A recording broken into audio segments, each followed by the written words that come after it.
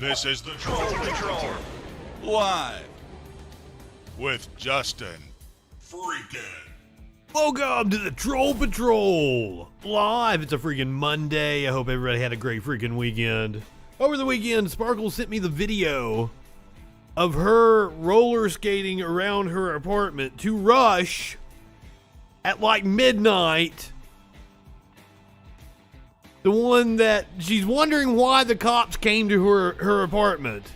And she sent me this video. I'm like, well, there's your reason why the cops came to your apartment. You were roller skating at midnight to Rush loudly. And she was like twirling. That might be a segment on the first Freak Show. To give her headphones with Rush on and let her do some interpretive dance for us. That's Friday the 13th. That's coming up. Tonight we got a fantastic show for you. London celebrated Freedom Day. We got the sights and the sounds of Freedom Day in London.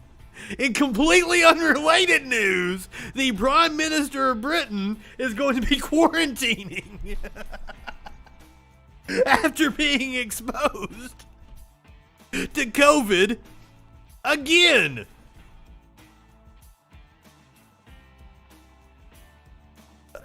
You can't make this shit up. States in the U.S. are restarting unemployment benefits after being sued. I know one state has already restarted them.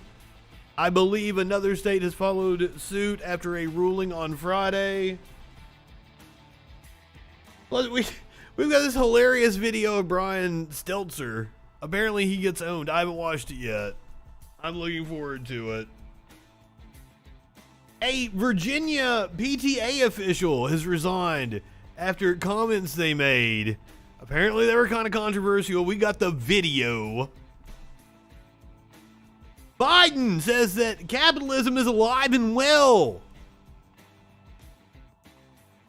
We're going to listen to that, and we're going to laugh, and then we're going to talk about how workers should be earning around $78 an hour if they're working at like a pizza joint and they were, actually sharing in the profits. We're going to talk about a nursing home that gave their residents 3 days notice. We're going to talk about the Frito-Lay strike. The Fred Meyer warehouse is going on strike. Gunfire at the Nationals ballpark over the weekend. Plus, we're going to go to the beach with everybody's favorite accused sex offender, Matt Gaetz, and his little tag-along partner, Marjorie Taylor Greene. Jam-packed show. But I guess starting off tonight, let's talk about... This is not encouraging, guys. The first page and a half of my notes tonight are COVID-related stories. In the middle of July. So remember we talked about the Texas Democrats that fled the state last week to prevent the Republican bills from passing. Chief among them, the voting rights bill. And the trans legislation, trans bathroom bill. 2 more Texas state Democrats have tested positive for COVID-19 after traveling to Washington, D.C. last week, bringing the total number of cases to 5 as of Sunday evening. So, this story's out of date. It could be more. I don't know about them. I have a lash or something in my eye.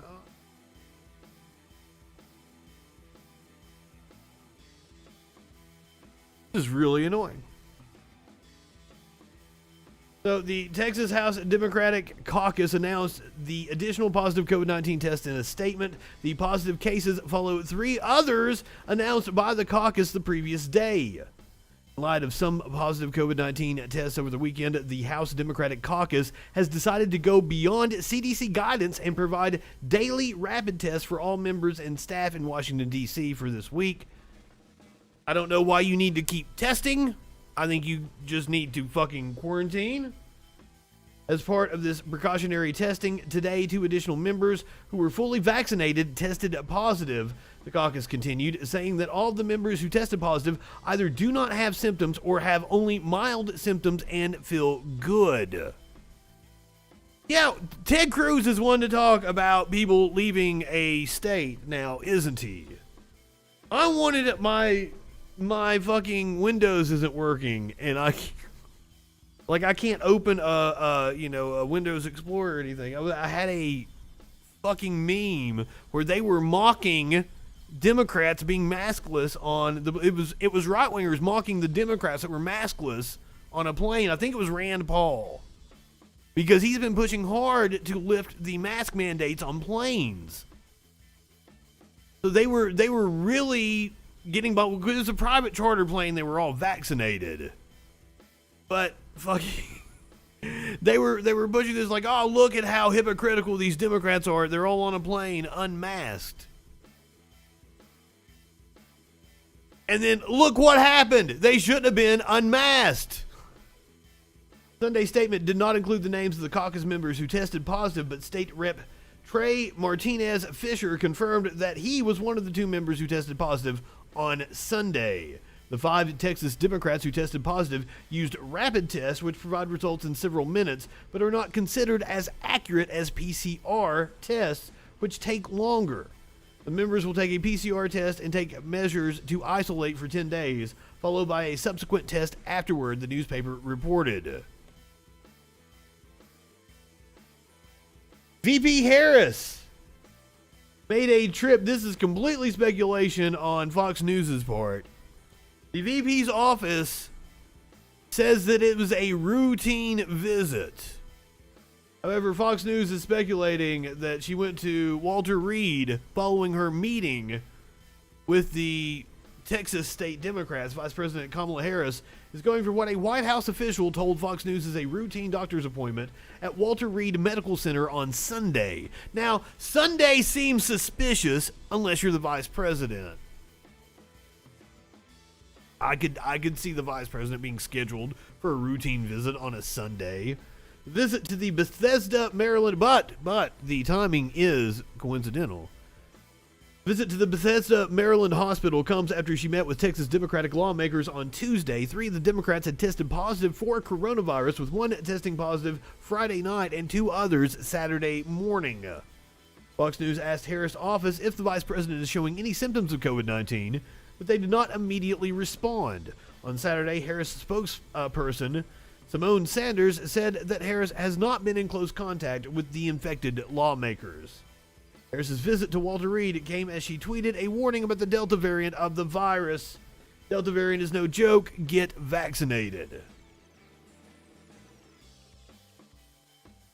There's been a lot of talk about misinformation on the Facebook, on the Fox News. Here's a source of misinformation. My congressperson, Mo Brooks. Mo Brooks, there's a war on white people. Mo, rocks falling into the ocean causes ocean sea levels to rise. He's got another hot take. I'll go ahead before we even get started. I'm going to go ahead and hit this one. Right-wingers are morons. So you know it's something stupid he's getting ready to say. Citing discrimination, Representative Mo Brooks on Monday urged President Biden to overrule Fort Rucker's decision requiring people to wear masks on the Alabama base if they are not vaccinated against COVID-19. Last week, the Southeast Alabama base's commanding officer issued General Order Number 12, which requires both soldiers and civilians to wear masks unless they can show proof of vaccination against COVID-19. The order was issued as the state faces a surge in coronavirus infections due to the heavily contagious Delta variant and a low vaccination rate. Brooks claimed the Alabama base's order was discriminatory. That's one of the things they're latching on to, is they're calling it discriminatory now. They always want to frame arguments from the left. Because naturally immunized military personnel at Fort Rucker, what is he talking about? Or those who were infected with COVID-19 still need to wear a mask. Oh, he thinks people...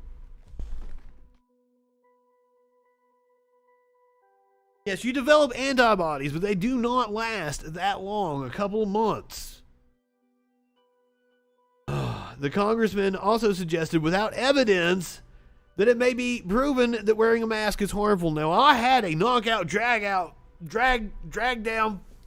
whatever the fuck the phrase is, fight with a right-winger one time about masks being problematic.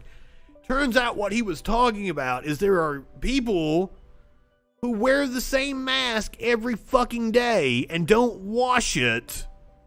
And after a couple of months, it can cause a bacterial infection. That just... Well, duh! But masks themselves do not cause you health issues. Mask wearing in and of itself, being unsanitary with it, causes health issues. Masks have small fibers that regularly loosen and are lodged in users' lungs. Oh my God. Some masks have inks and dyes which, when consumed by lungs, have unknown cancer and other health risks, Brooks wrote. Certainly all or almost all masks reduce oxygen intake into the human body. With all the risks this imposes, there is also the unknown risk that in the heat and humidity of summers in the South, heat stroke risks increase among mask wearers. The congressman is running for the Republican nomination for the U.S. Senate in 2022. This dumb fuck thinks he's going to be a senator. And if Tommy Tuberville can do it, Poe probably can too. It does look like the lady in the race might give him a run for his money, though. Now, the virus is causing fears with the market. Now, I think overall the market closed up today as I was putting together my notes, but this story was from earlier today. Stocks skid as virus fears shake market. Dow falls 2.1%. Now, I watched a fantastic documentary by Frontline over the weekend about the Fed and its role in the financial collapse from 2008 up through the coronavirus pandemic. And let me tell you, after watching that hour and a half, 2 hour fucking documentary, I am more convinced than ever that we are staring down a huge collapse. It's going to make 2008 look like child's play. I was already thinking that long before I watched that documentary. But people that know far more about finance than I do were saying the exact same things. And they seemed more worried than I am.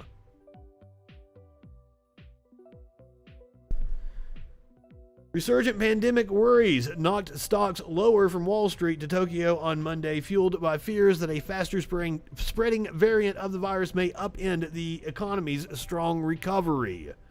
The S&P 500 fell 68.67 or 1.6% to 4,258. I have no idea what any of these fucking numbers mean or what they represent.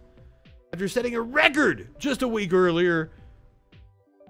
Wait a minute, I didn't hear anything about them setting a record last week on the stock market. You would think that would be things like Fox News would be like losing their minds about, oh my God, we set a record. How wonderful this. Oh, they only do that under Republican presidents? My bad. Airlines and other companies that would get hurt the most by potential COVID-19 restrictions took some of the heaviest losses, similar to the early days of the pandemic in February and March of 2020. United Airlines lost 5.5%, mall owner Simon Property Group gave up 5.9%, and cruise operator Carnival fell 5.7%.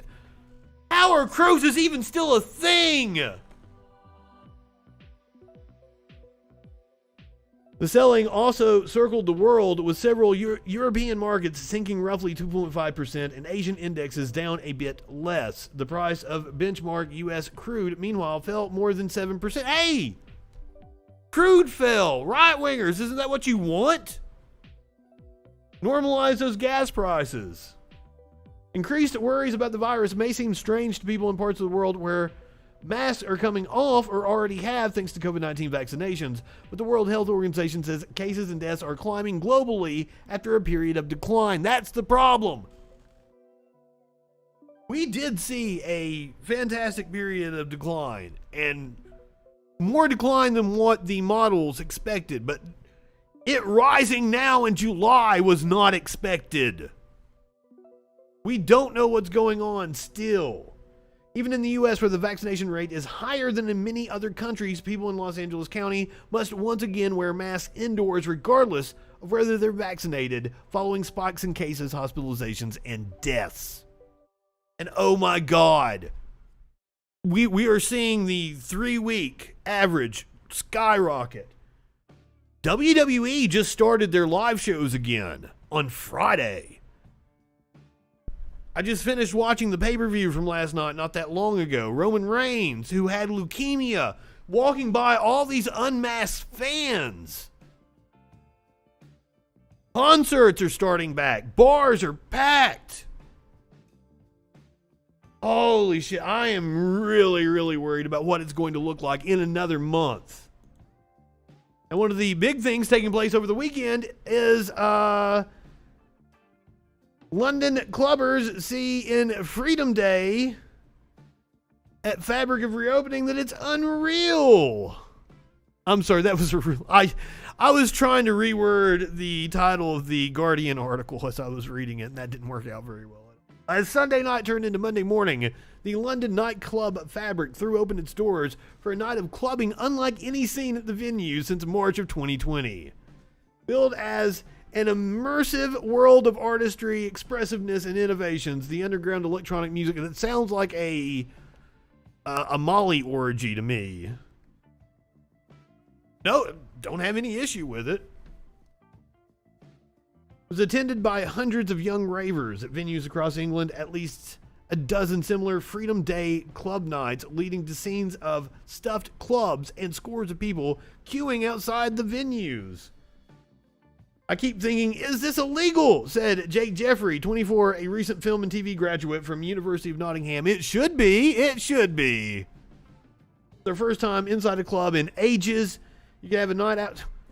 Come over to my fucking apartment. I can turn on, like, not too many of you, like small groups that have been vaccinated and studious. Come over to my apartment. I'll turn on the party lights. We'll go clubbing. I get my fill of clubbing. I live in a fucking club. Government spent so much money on propping up the economy that they can't afford for nightclubs and hospitality to be closed any longer, one of the patrons said. If cases did rise over the next few weeks, Lee said it would be unfair to place too much blame at the club's doors.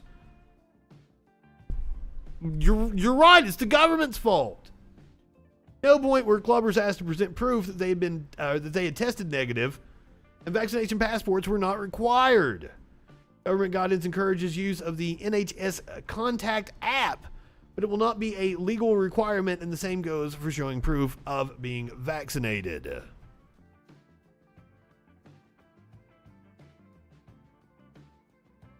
So while people in the UK were celebrating Freedom Day,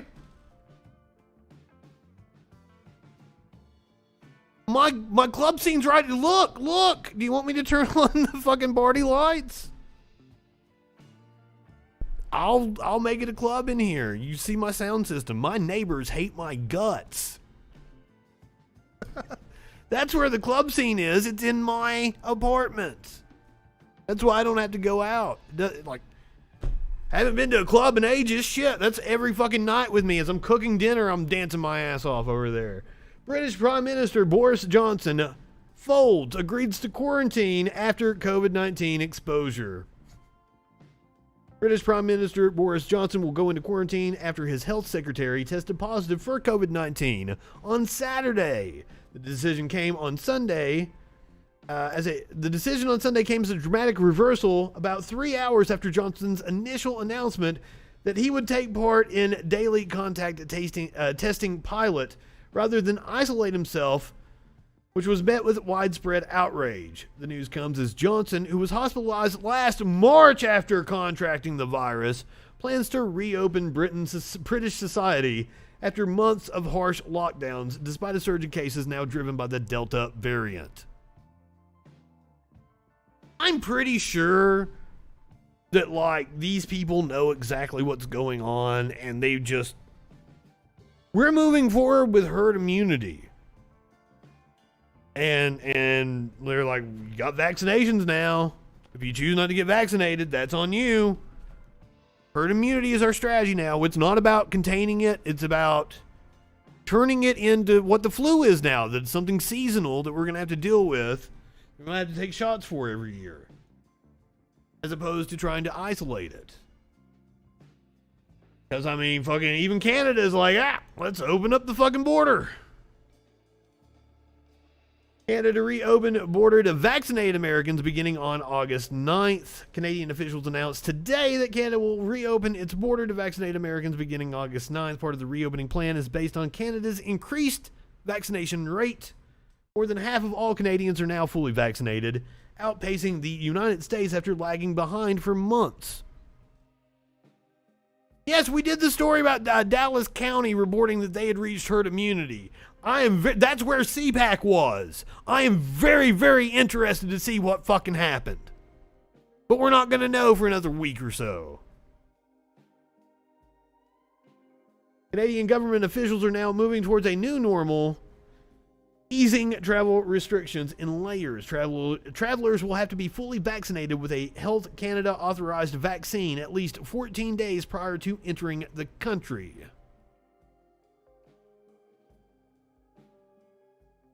Oh, Canada's closed. Is that from Canadian Bacon? Oh, Canada's closed. I haven't seen that movie in years. Now, today, I don't know which association it was. It was a pediatric association. The Centers for Disease Control calls the Delta variant a variant. I don't think that has anything to do with the story here. All students should wear masks in school this fall, a top pediatrics group says.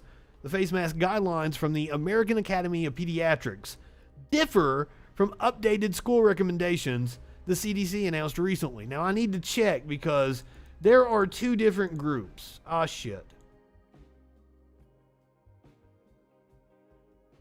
One of these groups, one of these associations of pediatric, one of them is a far-right nut job group. I don't know which one's which.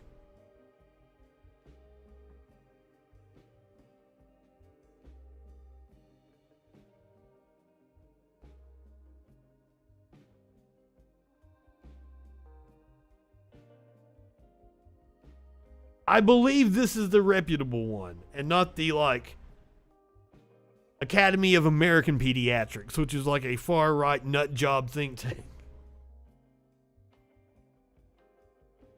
I agree with them. Everybody should fucking wear masks again. As a nation gears up to send children back to school in the fall, the American Academy of Pediatrics released new guidance Monday on how to return to a classroom safely. Among its top recommendations are potentially requiring COVID-19 vaccines and vaccine proof, and masks for anyone over the age of 2, including those who are fully vaccinated.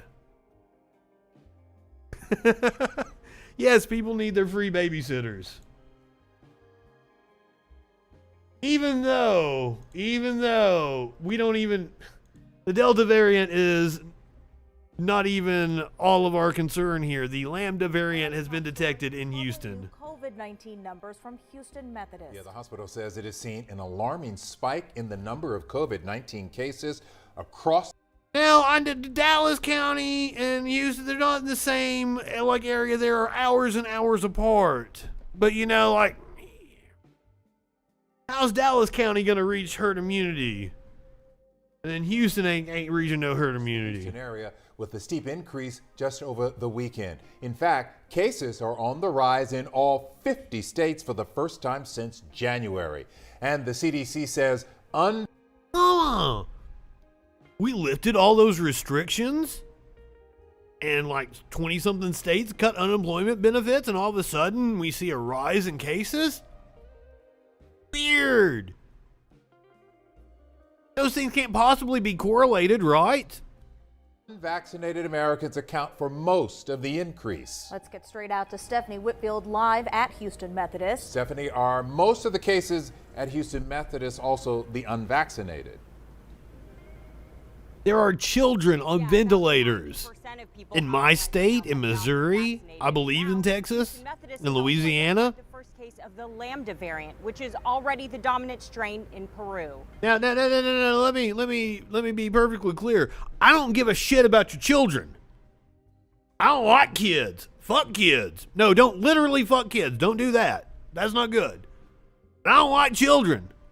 Don't care for them at all. But a lot of people seem to. And like we hear a lot about, won't you please think of the children? So why don't you motherfuckers actually think of the children?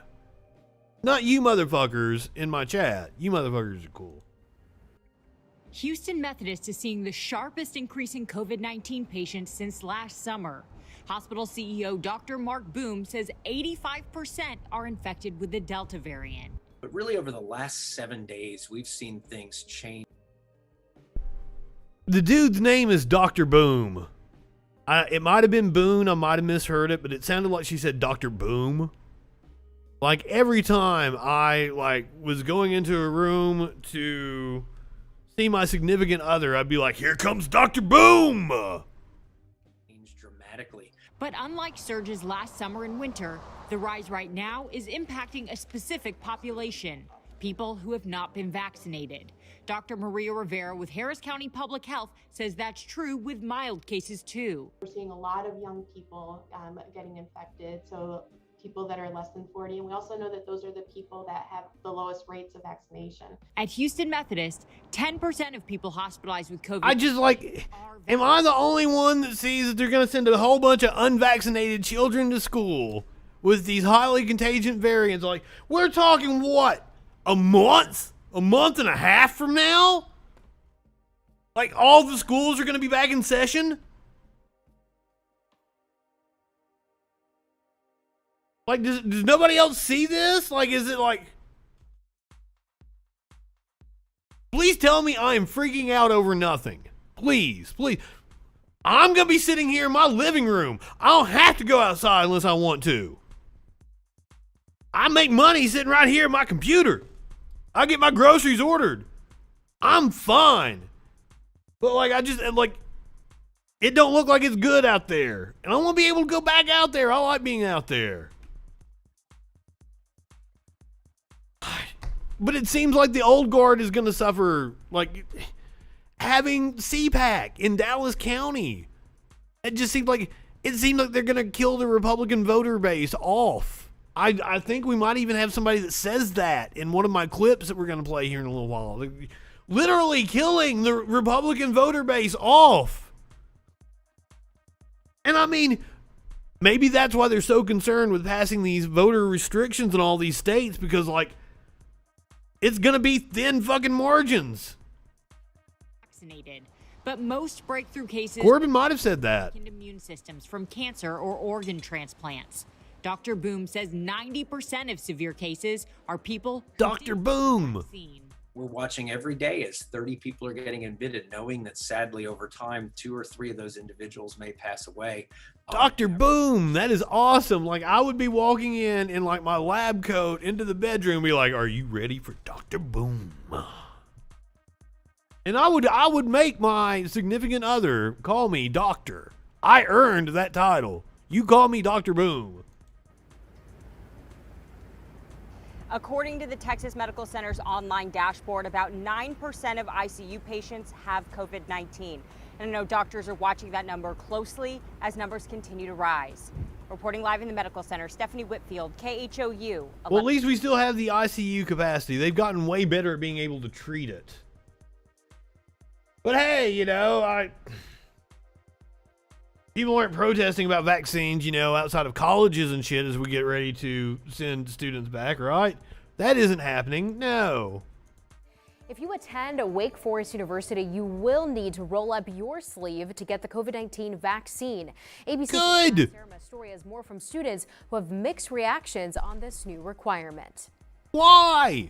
It's been complete shift, paradigm shift, if I could to say the least. Rising freshman Trace Alphen says he's ready for a normal year on the soccer field. Ain't happening. Whenever we were outside, whether you're walking by yourself or in a large group, you have to wear a mask. Wake Forest University leaders say all students enrolled in the fall 2020.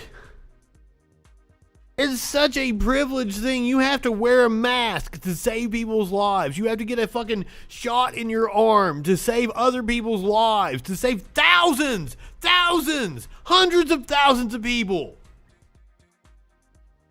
Maybe even millions. Exactly. You have to have a whole host. I know this for a fact because there were several shots, because I went back to college later on in life and there were several shots that were out of date for me that I had to go to a doctor and get before I could go back to college. Semester are required to be fully vaccinated. Although Alphen already got the Pfizer vaccine, he doesn't think his peers should be forced to do the same. I just don't think it's the place of any overarching organization, school, company, whatever it may be, to enforce someone to make a personal decision such as that. Honey, do you know what country you're in? Do you know what capitalism is? Dumb chud indeed, but then again, he is a freshman. He's a freshman. So, he's young, and when I was 19, I was still a Republican. But other students like Ryan Fessler tell me all school systems should require students to get the shot. It just allows for us all to, just do what we want to do. The university says by August 1st, it will unenroll students who haven't provided documentation. Good. Showing proof of the vaccine. I absolutely understand where they're coming from. With as many restrictions as there were in the fall, I'm honestly okay with the college doing whatever they need to in order to instill a normal college experience for the rest of my time here. It's still not going to be a normal college Upload a experience. photo of their COVID-19 vaccine card, but those not fully vaccinated are still required to quarantine per university policy if exposed to a COVID-positive person. Putting this vaccination requirement in will allow us to meet new people and allow us to get things. And I feel sorry for especially the kids this age specifically. Inevitably going to be those who end up not getting the vaccine. Because the coolest part about college is going and getting to socialize and meeting new people. And that honestly is not the fucking Story, ABC 45 News. It's not the, being in the classroom that indoctrinates people. No. It's being around a diverse group of people and diverse ideas that cause people to go maybe I was wrong about this.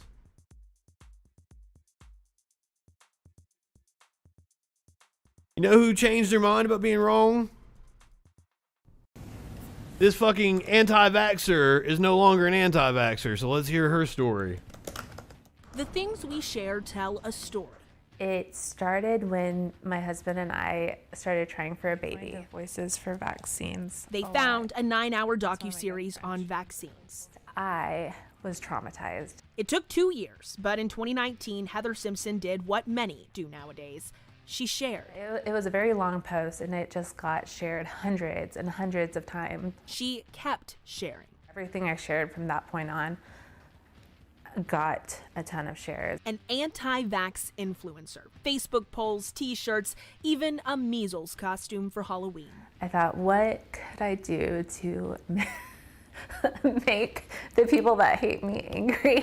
Okay, that's an interesting point. You say reading fiction can increase empathy. So I am the editor of this right-wing podcast network, and I was editing their podcast about homeschooling. And this incredibly religious family was upset that they don't let kids read Tolkien in school. And also, I went to a Christian school when I was in 8th grade, and they had me read The Hobbit. So, I was thinking on this last night, is there something with the religious people wanting this? Why was Tolkien so, they don't teach Tolkien in school? Why would you want to teach Tolkien in schools? That doesn't make sense to me. Tolkien seems like something that's available in the library and kids can check it out if they want to. That doesn't seem like, you need to teach a class on Tolkien, but I don't read fiction myself. I'm a nonfiction kind of guy. I read biographies and historical shit, philosophy books. But I'm a weirdo. I realize this. I get all my fucking fantasy out on the PlayStation. But now she's talking about how easy it was to get likes with this kind of content. And it's absolutely true. Believe me, I know this as a content creator. It's hard to get likes on, well-produced content, whereas bullshit can go viral really fucking easily. Even on the selection of things that I clip from the show, I clip the more clickbaity shit. I feel like I do a lot of shit of substance on the show, but the clip from Friday's show that I put up on YouTube was Lola Bunny's boobs, because I felt like that would get more clicks. So you're kind of driven by the platform. Even me, who tries to stay away from it, I don't give a shit about being popular.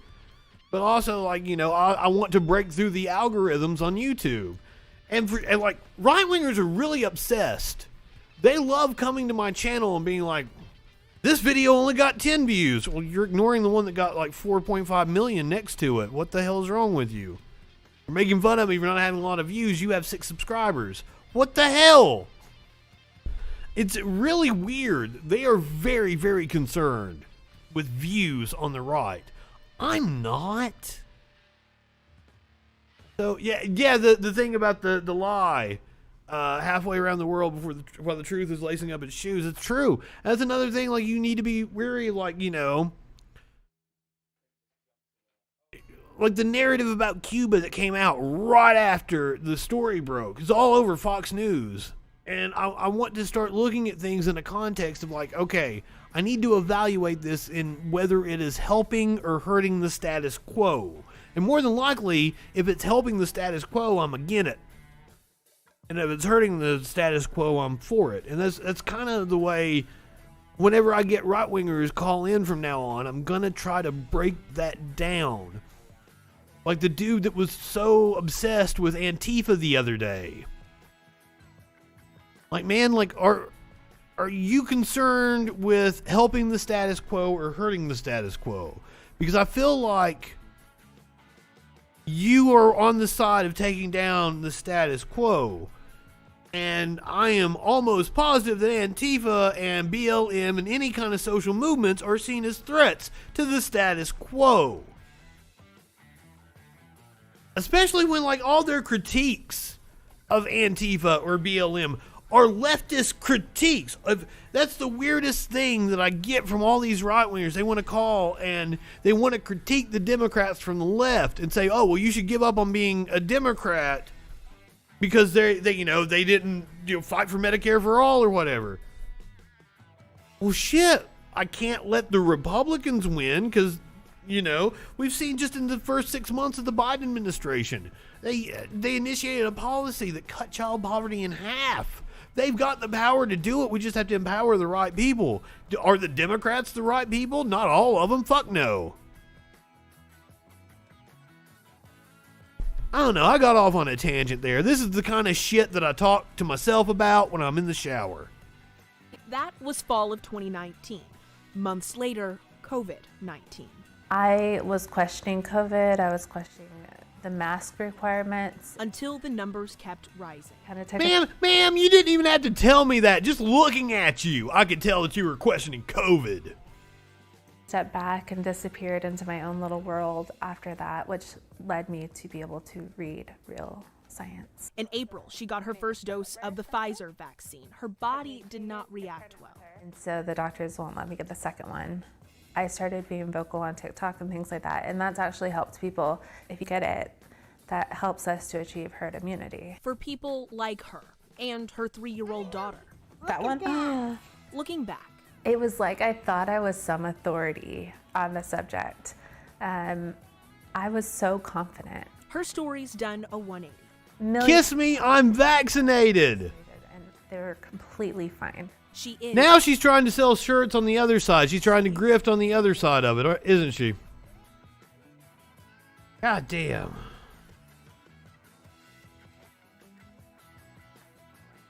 I never did that at all. Never timed anybody out at all. And still to this day, the lab origin theory has no evidence to support it. And the conclusion of the people that actually know what they're talking about at the moment is it's probably zoonotic.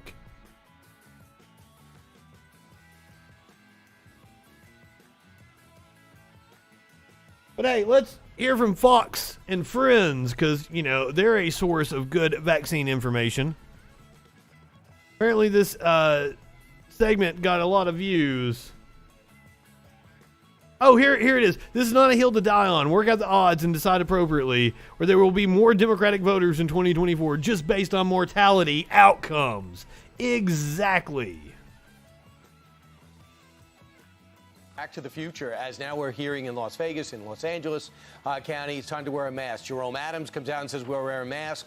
We remember vividly him saying masks don't work. Then he told us the only reason he told us not to wear a mask is because we didn't have enough. Then Dr. Fauci said the same thing. So the problem with that is it's inaccurate, not to the point. What? No, Gilmeade, what you just said is inaccurate. When you said things that were wrong, like Dr. Fauci always does, that's when people get distrustful. When people like Mitt Romney come out and say it's moronic. Do you think we're stupid? You think we're fools? All of you. What Gilmeade just said was 100% false. The way he framed that was wrong.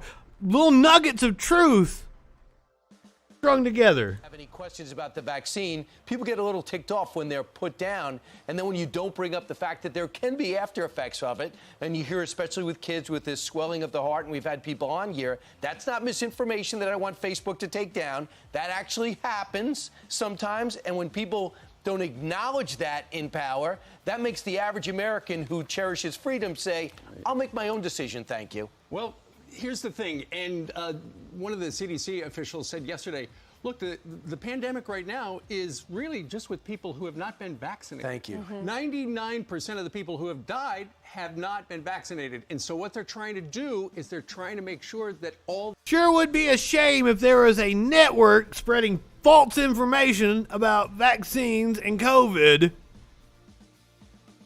The people who have not been vaccinated get vaccinated. And unfortunately, and this is one of the reasons apparently that Joe Biden...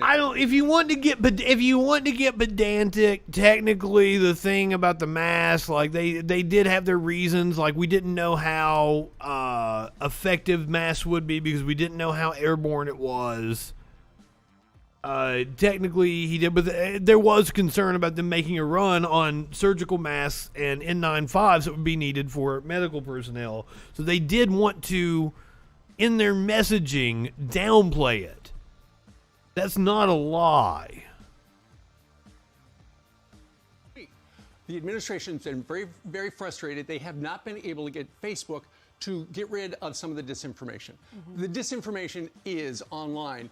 The vaccine is killing the disinformation. Like we just heard the woman say it. Disinformation is big money, and it's not just the money. And you can turn those clicks and those likes and those shares into money.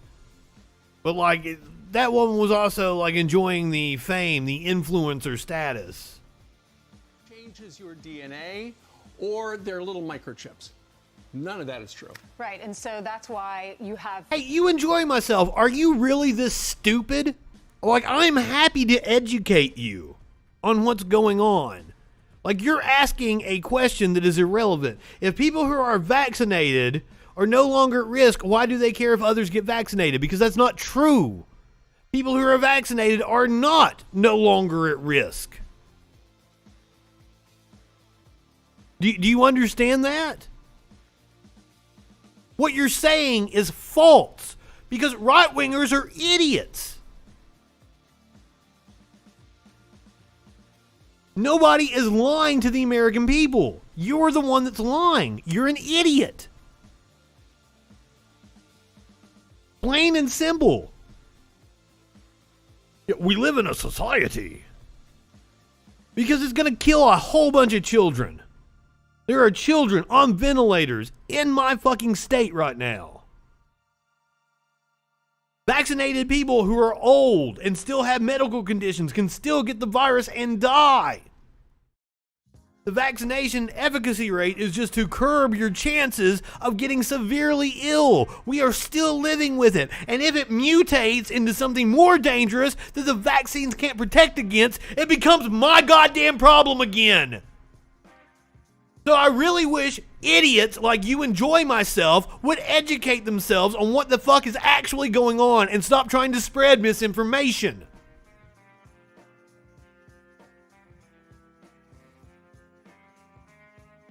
But, as we saw with the story before this, misinformation is popular.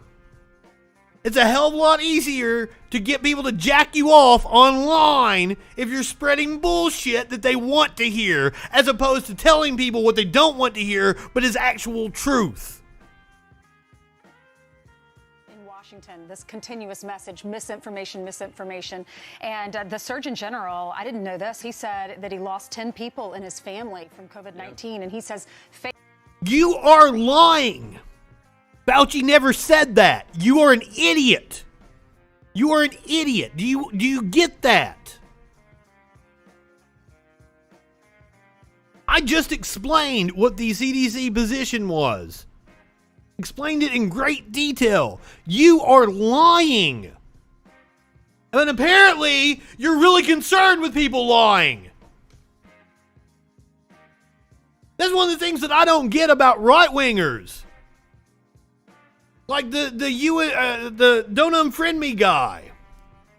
Like, he was so concerned about me calling, I never brought race up, but he was so concerned that I was trying to frame him as a racist. But he called me an anti-Semite just by seeing a Free Palestine flag.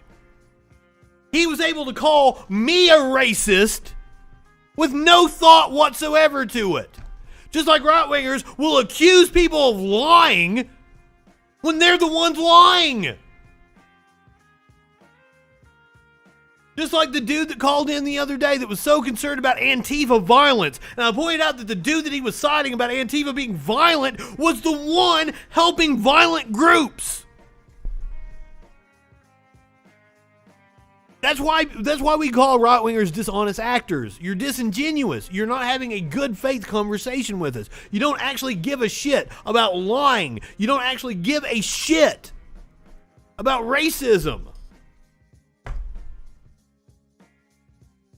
You don't give a shit about anything but protecting the status quo. Exactly. The vast majority of the violence in this country is coming from the right. The FBI says it. The ADL says it. Just like anytime we ask for proof of when Antifa is violent, we get anti-fucking-NGO. Right-wingers are goddamn morons. Facebook is not doing enough, but then when you ask Facebook, they say we have followed all the 8 plans, all the 8 recommendations that they gave us. We've listened to them and we've done our jobs.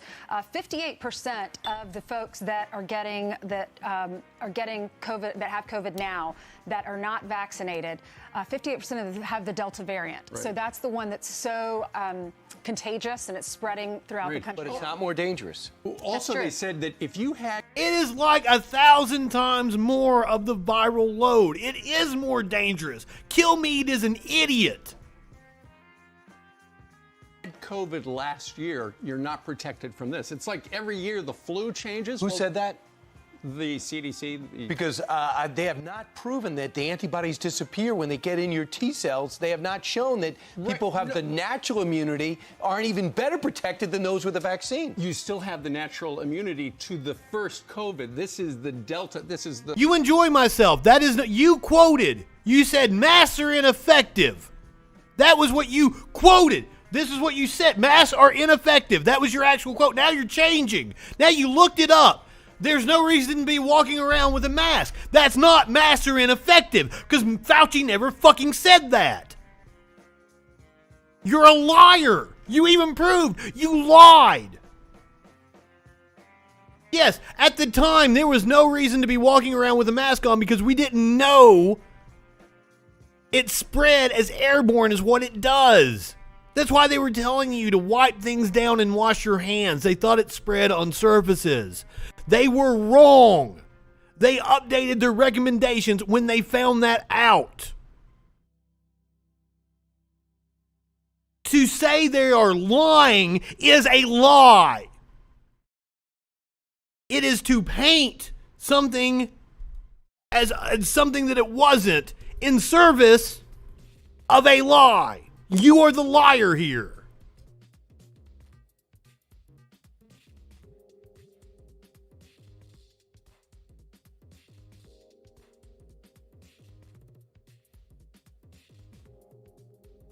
Seriously, the lost cause rhetoric and everything, like, it's not just the lost cause rhetoric, it's capitalism. We have whole cottage industries feeding people bullshit. Because, like, no matter what you want to hear, you can turn somebody on that will feed you the information that you want to hear. And you can go be in your little echo chamber and never be challenged.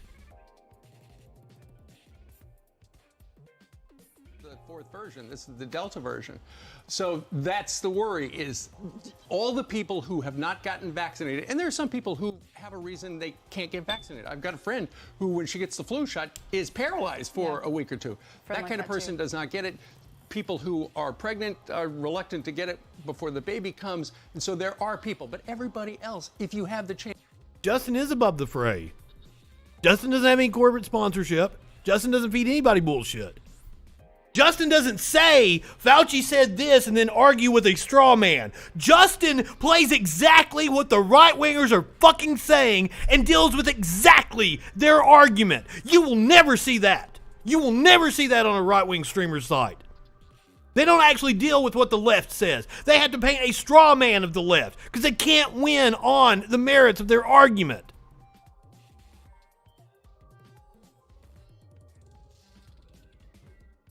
Or they'll play a little short snippet. I specifically go out of my way. I want 4 or 5 minutes. I want the whole fucking segment to make sure we get the context and we know exactly what people say. And if I don't know something, I look it up on the show. Justin is indeed above the fray. I don't care about your clicks or your likes. I regularly tell people in my chat to go fuck themselves.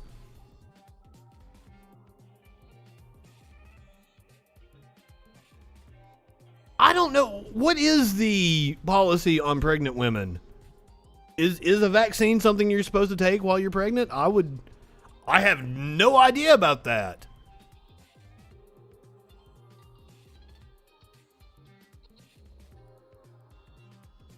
Oh shit, I will fix that.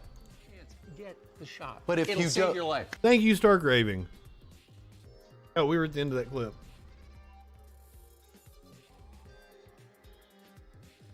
Remember, we've got we've got concerts going on. We've got WWE return to live shows. I would assume the benefits outweigh the risks, but I don't know what the doctors recommend on pregnant, because like I have a thing for pregnant women. That's one of my kinks, but like I hate kids, so I've never actually been around pregnant women. Okay. If that's what the medical experts recommend, I would be worried about like adverse side effects or whatever. But fucking like, it's not an issue I know about.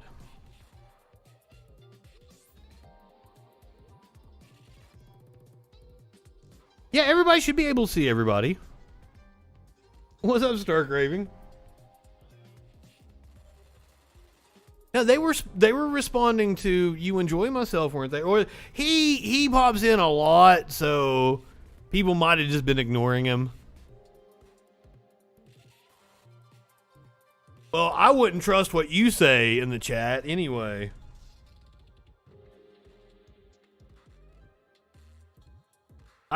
You're probably going to a doctor like, one of Trump's doctors or some shit. Doesn't know what the fuck they're talking about. Or some religious doctor. I don't fucking know.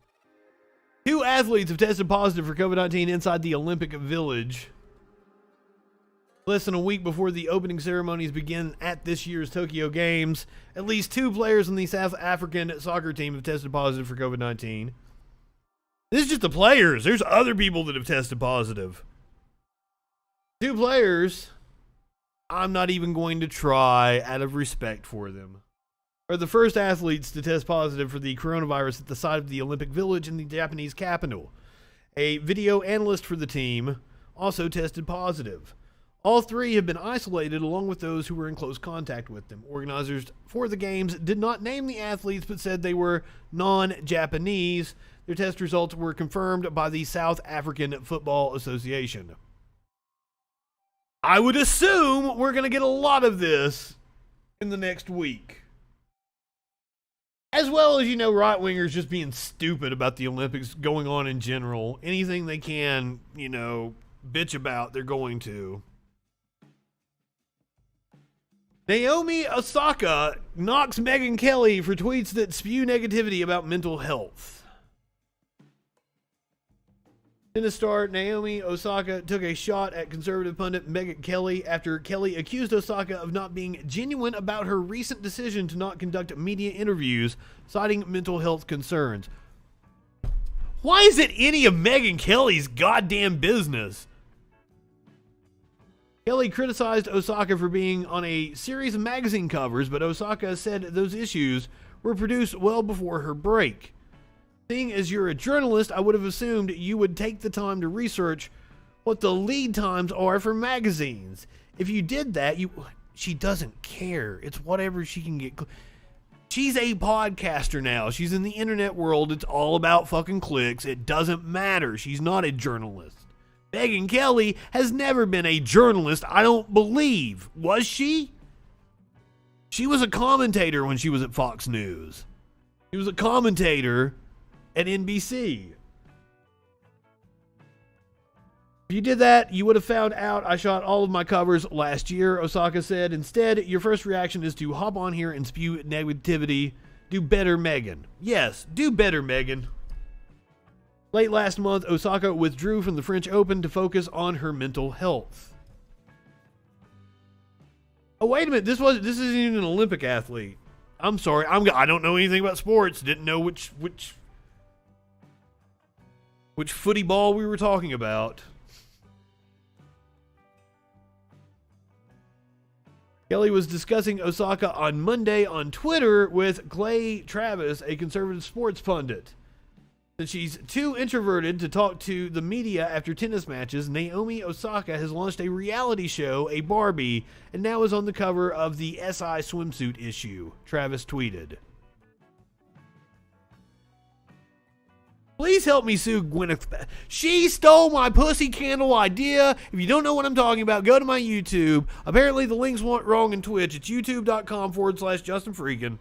I took the Mr. out. It probably says Mr. on Twitch. You will see me doing my pussy candle bit, my stand-up routine from 2014. Because here's the thing, I came up with a pussy-scented fragrance. I called it Ode to Twat.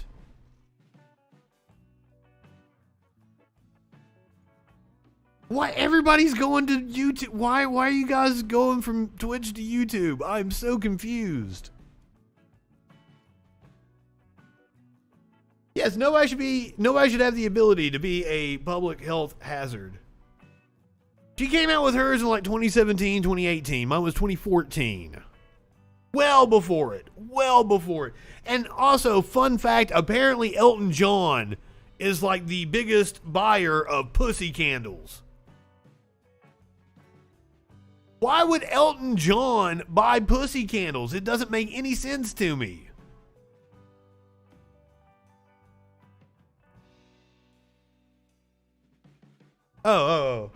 Everybody should be able to see everybody, and everybody should be able to interact. Now, I do not know this for a fact because I see everybody's through a different program.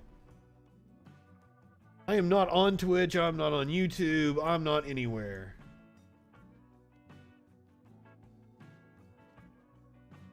And I'm definitely not with whatever the fuck Joe Biden is smoking. Joe Biden talked about capitalism earlier today in his speech. Exactly 6 months since my administration began.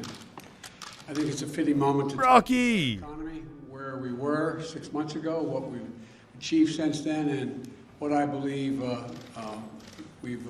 Are they really that hot? I want my piece if they're that fucking shit. Like, the whole sue Gwyneth Paltrow and sue Seth Rollins thing is like a joke for the Patreon, but like, she really did steal my idea. Do I have a case against her? Like, I am serious. Go watch that video. I came up with pussy candles years ago. Give me a she's selling them for like $100 a pop. Elton John himself has bought like 10,000 of them. So fuck, I want to cut. You're in here talking about communism is for jerk-offs. I'm talking about how somebody stole my intellectual property. If you enjoy myself, if you think communism is for jerk-offs, then help me get my intellectual property from the bougie, rich liberal Gwyneth Paltrow. This should be right up your alley. Share out my video about me wanting to sue Gwyneth Paltrow to all your friends. Go sign up. That's the $5. That's the $5 tier on Patreon. Help me sue Gwyneth Paltrow.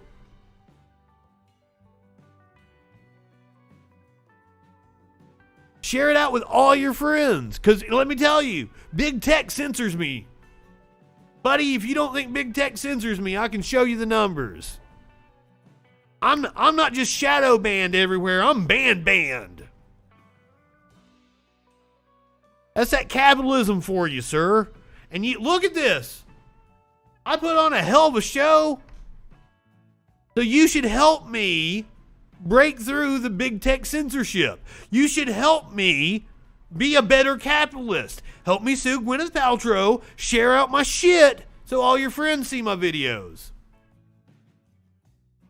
I never said I was a socialist. I never said I was a communist.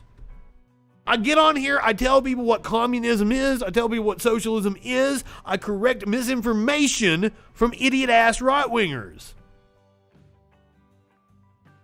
At this moment in time, I live in a capitalist society, and Gwyneth Paltrow owes me some goddamn money for some pussy candles.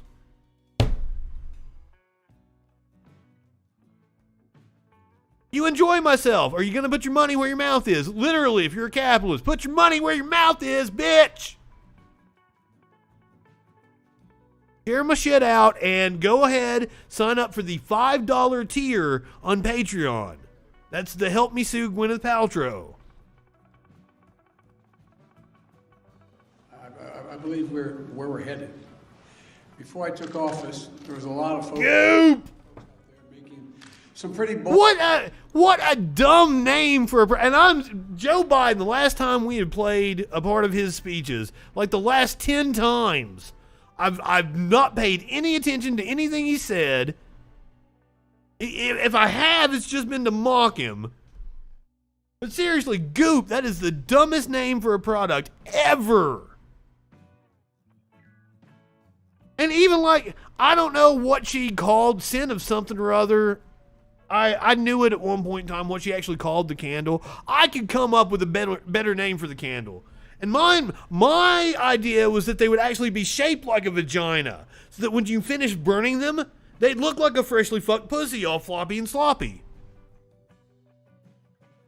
Hers are just like, they just smell like Gwyneth Paltrow's coochie.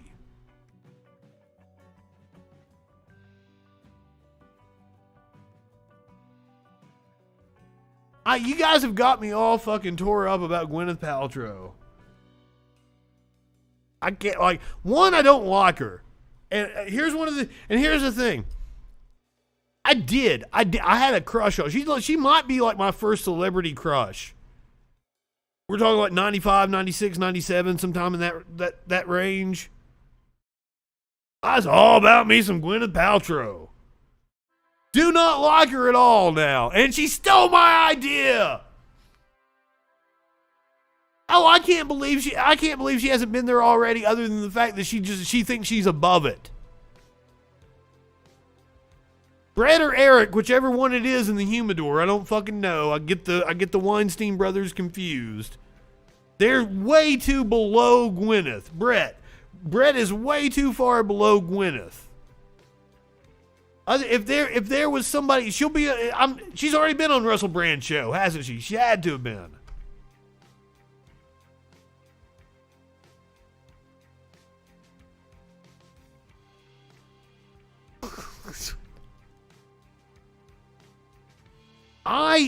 Yes, sweat down the ass crack. I want the sweat smell in there. I was the bit was that I had slept with a woman the morning of, and I'd been out and about all day, and I loved the fact that it was in my Fu Manchu, and just like the rest of the day, I would get sense of it, like, and it inspired me to make the Ode to Twat, the pussy cologne. And then that inspired me to come up with the candle. And the candle is shaped like a vagina. So when you finish burning it, not only does it smell like a pussy, but it looks like a freshly fucked pussy, all floppy and sloppy.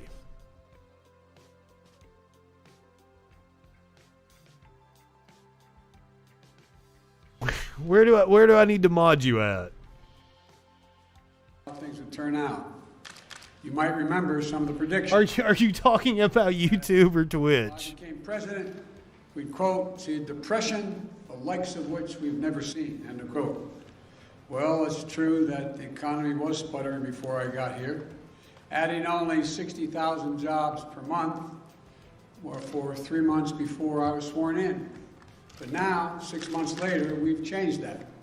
We've gone from 60,000 jobs per month. Rhodesia, I missed that. I was on a rant, wasn't I? I don't know what happened. Jobs per month since it took office. More than 3 million new jobs all told. That's the fastest growth, I'm told, at this point in any administration's history. Another prediction, that is my favorite one, I must add, is that if I got elected, I'd bring the end to capitalism. I never understood that one, but...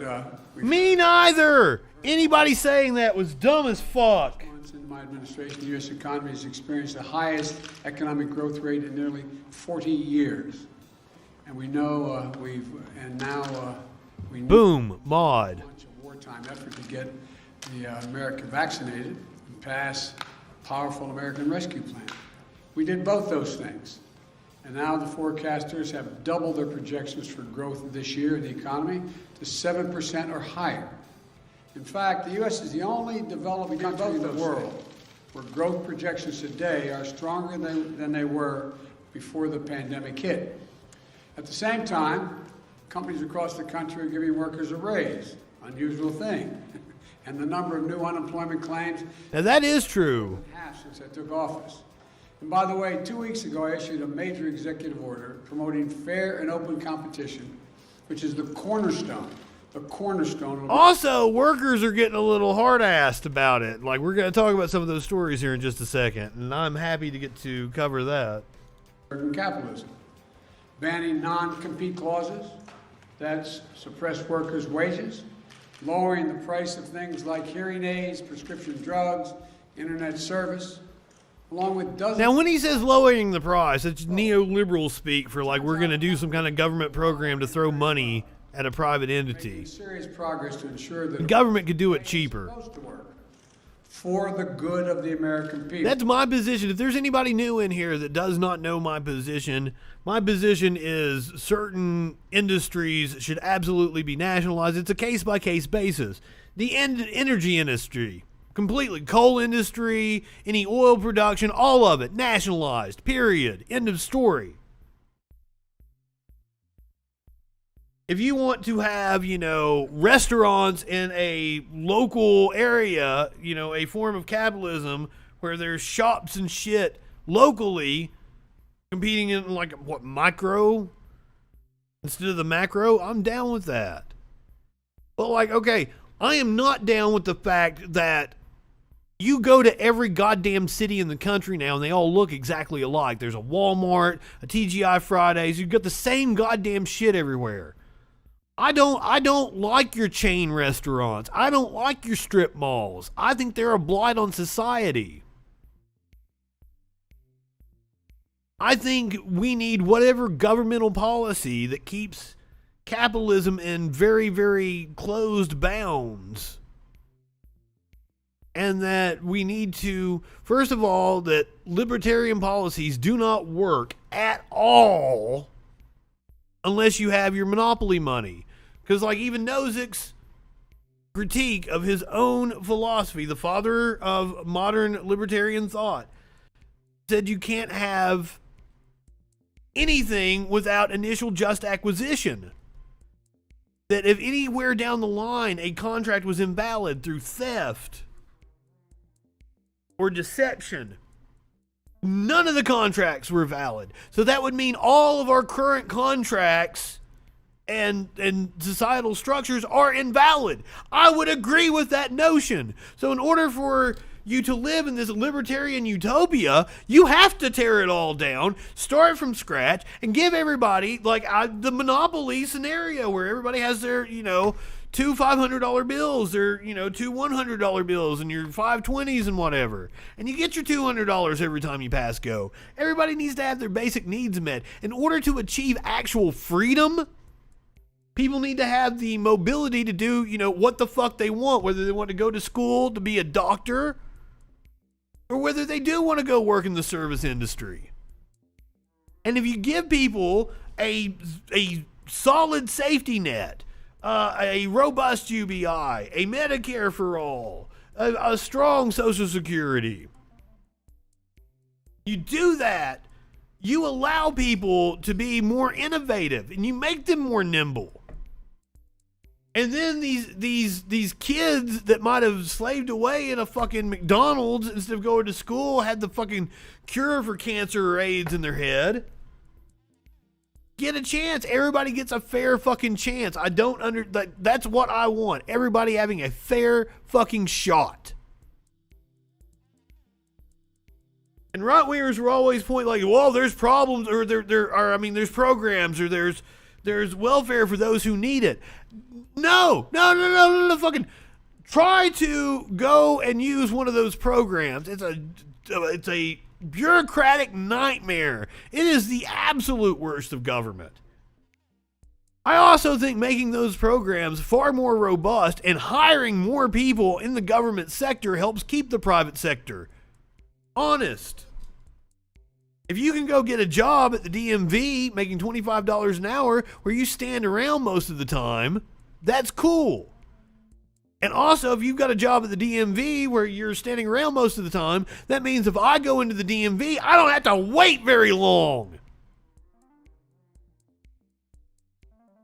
Because that's what I want. I want a government that functions well for me. I don't want to have to wait when I go in the DMV. But that requires staffing. And that would mean sometimes, probably a lot of the time, in order to achieve a level where, even at the busiest times, there's somebody for everybody to serve them, there's going to be people with a lot of downtime. I'm okay with it. I don't give a fuck if the government is paying people to stand around. Republicans will frame that as waste by the government. I don't give a shit. But I mean, there's also an argument to be made that at the point that we're at when we're dealing with the climate change scenario, that you can't even keep capitalism in place at all. And I'm open to hearing about it. I agree. We are far beyond the tipping point. Only 5% of the U.S. population owns 90% of the U.S. gross inequality, and that's all they do. They have rigged the government to just shovel public money into private coffers, so they're getting you when you go to the store and you're buying their fucking products, and then they're getting you on the back end of the production and making you work for them. It's slavery in that sense. People think capitalism produces freedom, and I'm like, bull fucking shit. Well, and that's if climate change forces us indoors more, that compounds the problem because we have to use more energy to run our air conditioning, to run our lights. And that's when it comes to climate change, I'm worried about the runaway greenhouse effect. Once we hit a certain point. Like, it just keeps going and it compounds and exponentially grows. And I feel like, given the way the weather has acted in my lifetime, holy fuck. When I was a kid, I lived in Kentucky. I lived in eastern Kentucky. Every winter, you could count on it. You know, the weeks that it actually happened would vary, but you could count on 2 weeks of actual snow, 3, 4, 5 inches. Couple different snowstorms, maybe one big one and a couple of little ones that would add to the total throughout the 2 weeks. We would be out of school 2 weeks. You could time your fucking watch to it. This was the late 80s. Now fucking, it snows in fucking June in places. Record heat waves in Canada.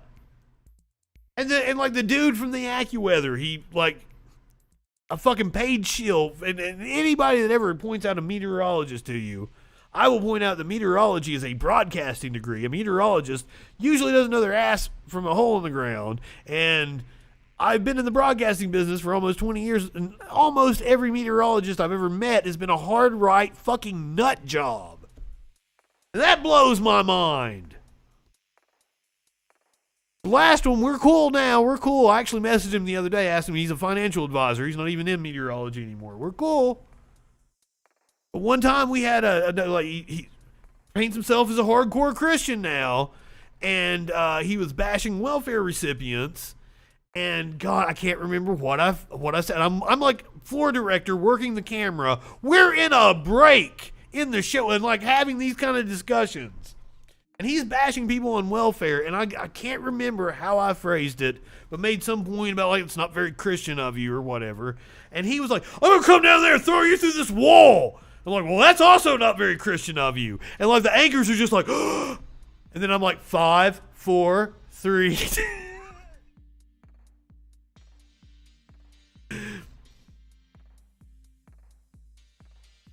I'm gonna write a book one of these days. I've had a very interesting life.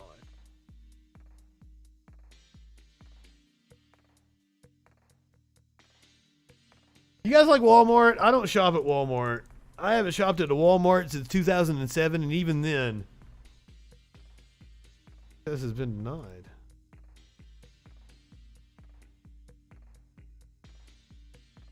My apologies. My access has been denied to whatever article I was going to pull up. I haven't been in a Walmart since 2007, and that's only because at that time, that was the only place you could buy a lamp at midnight. And I just moved into a new apartment, and I didn't know I didn't have a fucking living room light, and I had to go somewhere and get a lamp in order to do anything in my fucking living room. That's the last time I spent money at a Walmart.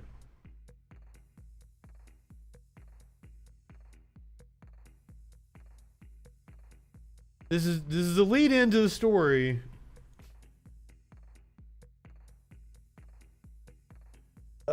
Let's see if we can go.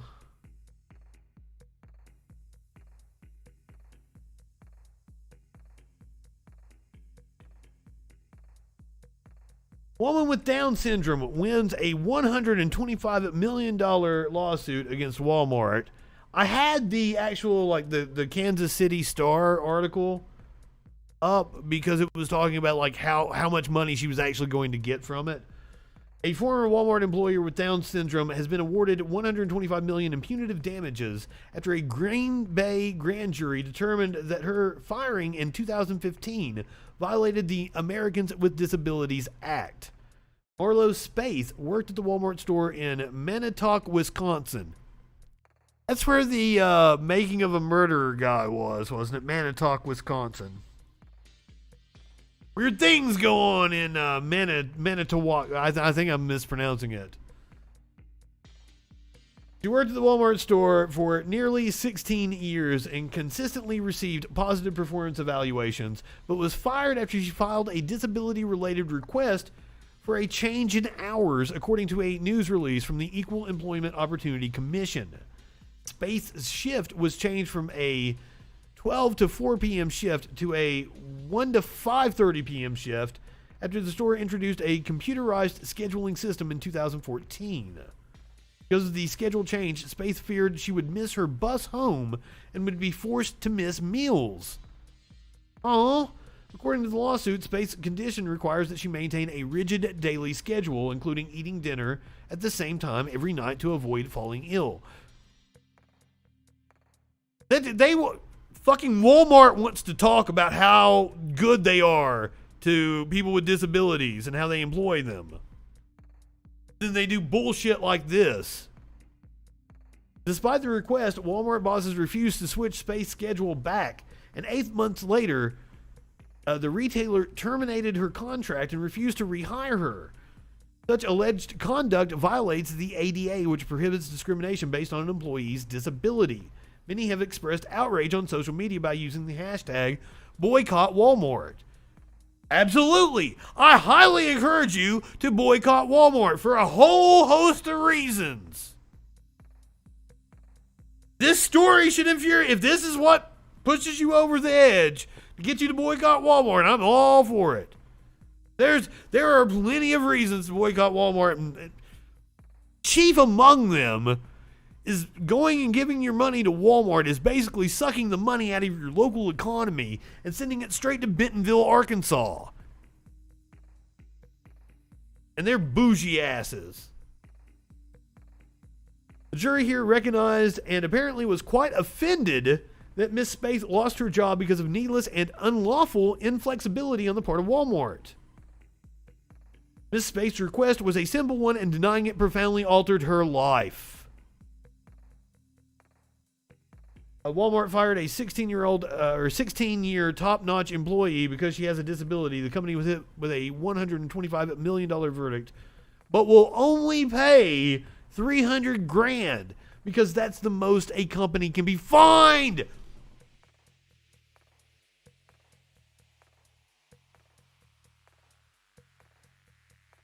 This is what right-wingers mean when they say shit like tort reform.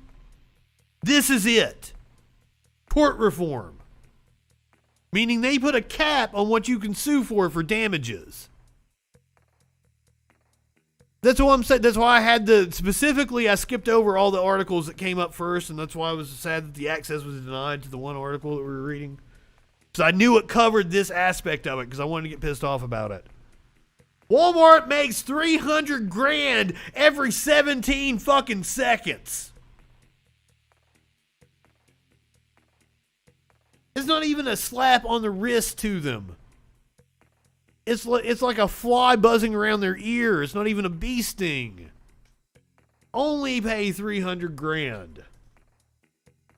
Even though Marlo Spaeth was rewarded the $125 million, Walmart argued the amount would be reduced to $300,000 because of a federal law that caps compensatory and punitive damages. We do not tolerate discrimination of any kind, and we routinely accommodate thousands of associates every year, Walmart said in remarks reported by the New York Times. Fuck you, Walmart.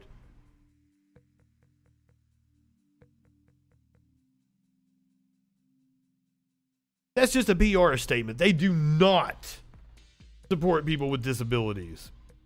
They exploit people with disabilities. I corrected it. They exploit people with disabilities. Don't even get me started on goddamn Goodwill.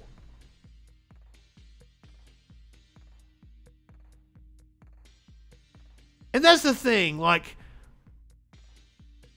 I want to talk about this shit so much more on this show. I want to talk about worker issues because, like, that's one of my main causes. But unfortunately, we do have to talk about Trump and his bullshit and stupid-ass lab leak theories and all the right-wing nonsense because that's what dominates our lives.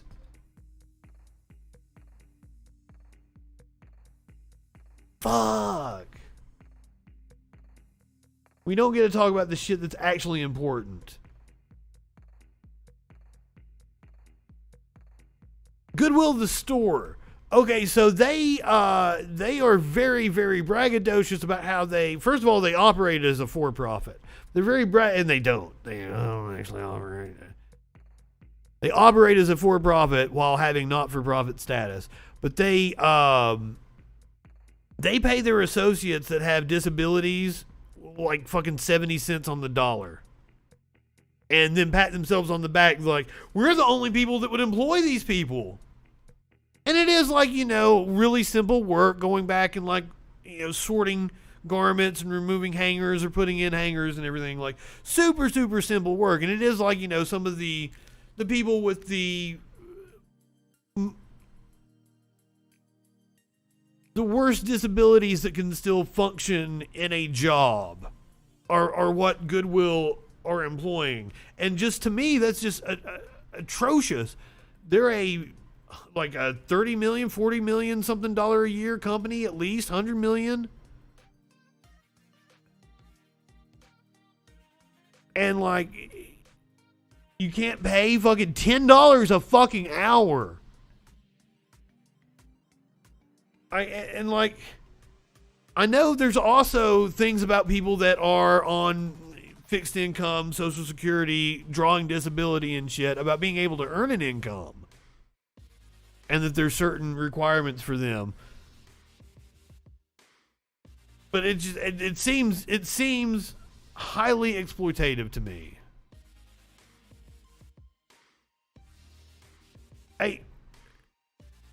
Any entity in capitalism is suspect.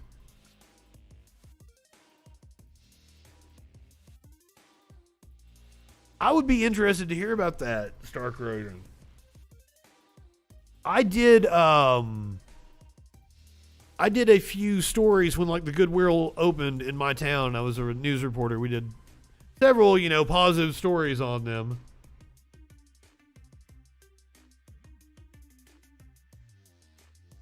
That seems pretty commensurate, like 24 for a master's level. I mean, it's low. It is absolutely low, but in terms of like the market value right now, I don't know that that's not like actually pretty good.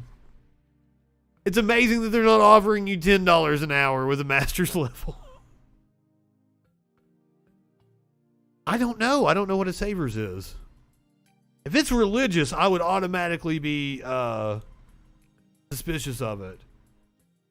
All right, so I don't even know what Fred Meyer is. I just wanted to cover a strike because I think strikes are awesome. Does anybody in the chat know what a Fred Meyers is? Oh, shit. And Washington could walk off the job, and that could cause regional supply chain issues for 180 Fred Meyer stores, including dozens of them here in Washington state. I thought their workforce was pretty geared towards people with disabilities. Which is cool unless you're using it to exploit them to up your bottom line. And that seems like what they're doing. Al Thomas is joining us now live from a Fred Meyer in Tacoma. And Al, is this a Pacific Northwest entity? The work stoppage could be announced as soon as midnight tonight. We're expecting that around 12:01. Here's the thing, though. This is all stemming from a single distribution center that's in Puyallup. And if those workers were to walk out, every single one of these 180 stores, this one included in Washington and 3 other states, would really be feeling the brunt impact of that. Now, we're told contract negotiations were underway between the union that represents all of those workers. It's called Teamster Local 117, and the grocery change. After 4 sessions, the union says they didn't make a lot of progress, and a new contract was... Wait, is Kroger part of it, or are they owned by the same company? Today. So they voted to strike. That received unanimous support. That's 335 workers backing this strike. We spoke with the union. They say... Are you saying it's just like a Kroger? Standards that were set in place by Fred Meyer in the onset of the pandemic. That's probably what you meant. I'm stoned. Or not stoned enough. I don't know. Until their demands are met. Fred Meyer, what it means for them is it'd be a big problem for them. They shouldn't allow it to happen. They own them. Okay. We are an essential part of the food chain, and that didn't start with the pandemic. We were essential long before. We've just been recognized during the pandemic. Indeed, this dude is right on the money. Well, if Kroger owns them, I'll stop shopping because one of the reasons why I use Kroger, I prefer my local grocery store, but I can't have it delivered to me. So I go through Kroger because the workforce is unionized. But if like they're part of the strike, I'll totally not cross the picket line. I'll go to Publix for a little while. I don't like Publix either, but I can have Publix delivered. But I'll avoid Kroger. but that recognition has not translated to the working conditions and the wages and compensation packages that we need. In a statement to Cairo 7, a spokesperson with Fred Meyer says, quote, "Our company will continue to pursue a fair and balanced contract that honors associates and keeps the company competitive." Now, I'm ashamed of myself because I crossed the Frito-Lay picket line. We do not anticipate any disruption. Fucking Sparkles and I argued over where we were going to eat for so long. Right now, it is business as usual, but All we could go to was Taco Bell. just finalized a successful contract with Safeway, so they're really hoping that Fred And I'm like, oh, I'll get one of these Baja Blast, whatever the fuck thing it was. And I didn't even realize, like, oh, that's a PepsiCo. Definitely being felt regionally. Live in Tacoma, Elle Thomas, Cairo 7 News. And you know, we've seen supply chain delays throughout the pandemic for different reasons. We know they can have a big impact. We'll see what happens here. Thanks, Al. Oh, was it a Fred Meyer where that happened, where they had the guards? I think we watched video or we saw the pictures of, I think it was pictures, where they were protecting the dumpster. Oh man, that sounds amazing.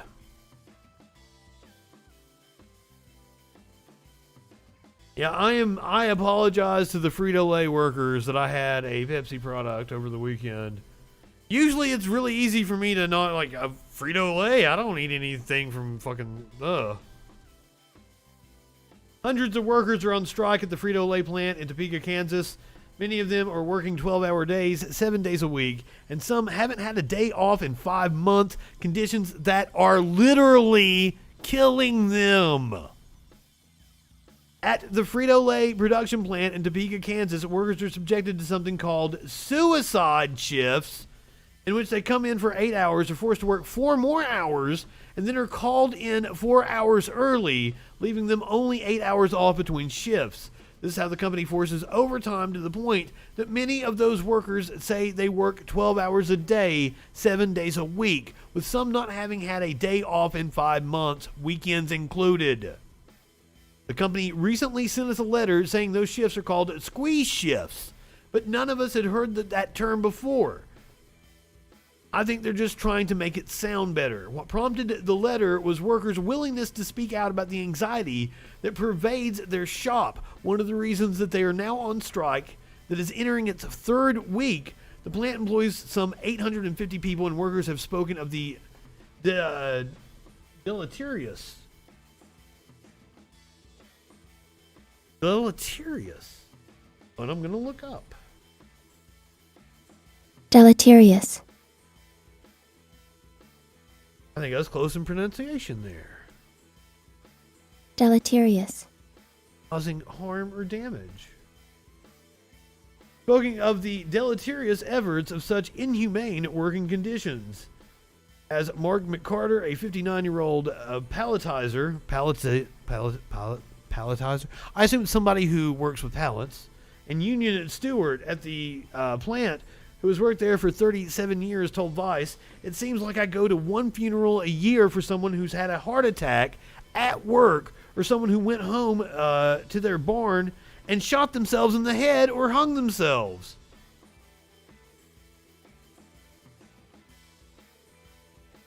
At the Topeka plant, production has only increased during the pandemic.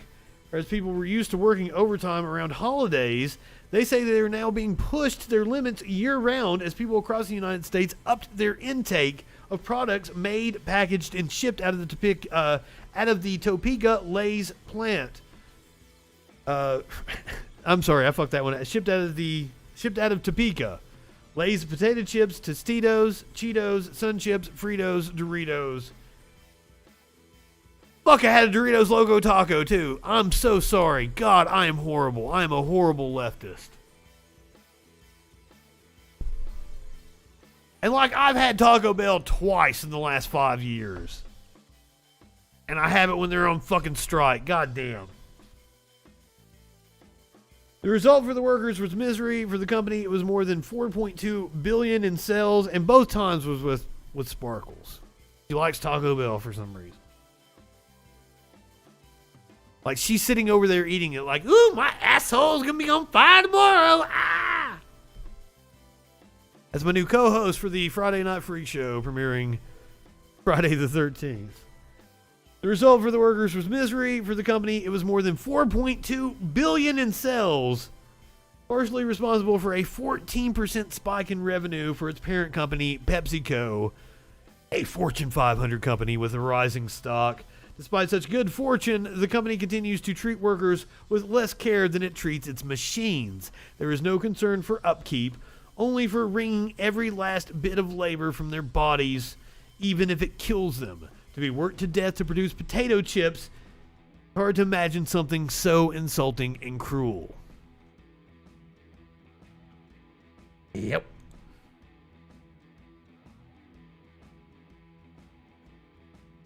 Now, some states are restarting their unemployment benefits after the pause. I think it was 20-something states in total, 26, 27. Maybe we'll get the exact number here.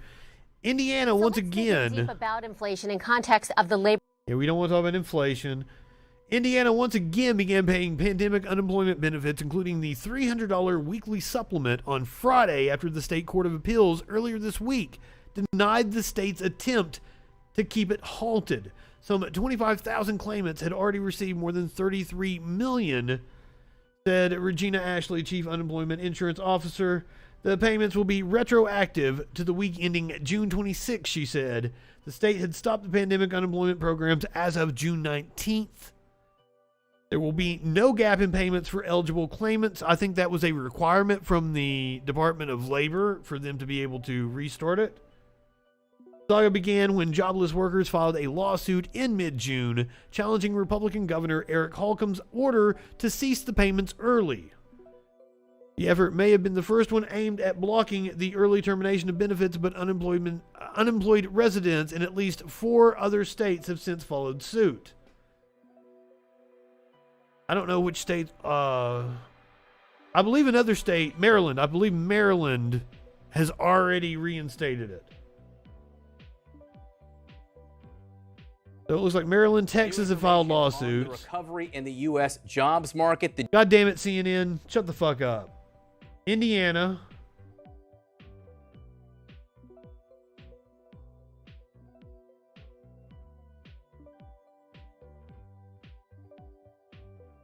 I don't know what the other states are.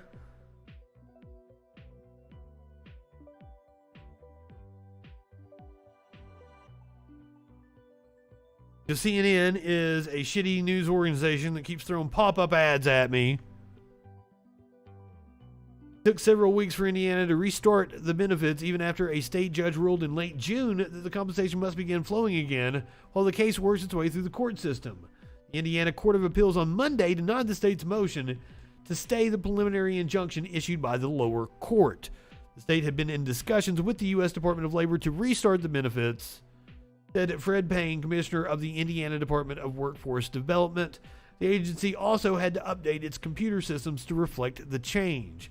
In announcing the resumption of the benefits, Payne stressed that the state also provides education and job training resources to help the unemployed return to the labor market. Once again, we're seeing a rise in COVID cases right as all these states are yanking the unemployment benefits. I thought all the right-wingers said, well, if you're scared, you can just stay home. All of a sudden, it became, no, you can't just stay home. We're going to force you back to work now. And COVID cases are rising. Indiana is one of 26 states that announced they were terminating early at least one of the 3 pandemic unemployment insurance programs. In addition to the $300 weekly supplement, the federal programs provided benefits to freelancers, to self-employed, independent contractors, and certain people affected by the coronavirus, and to those who have exhausted their regular state benefits. That's why a lot of these people were just getting the $300. Contract workers, gig workers, freelancers, all these Uber drivers.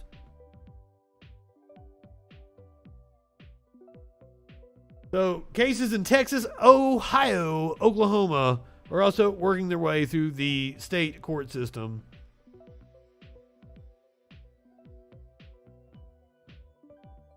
But now you probably wouldn't have any problem finding workers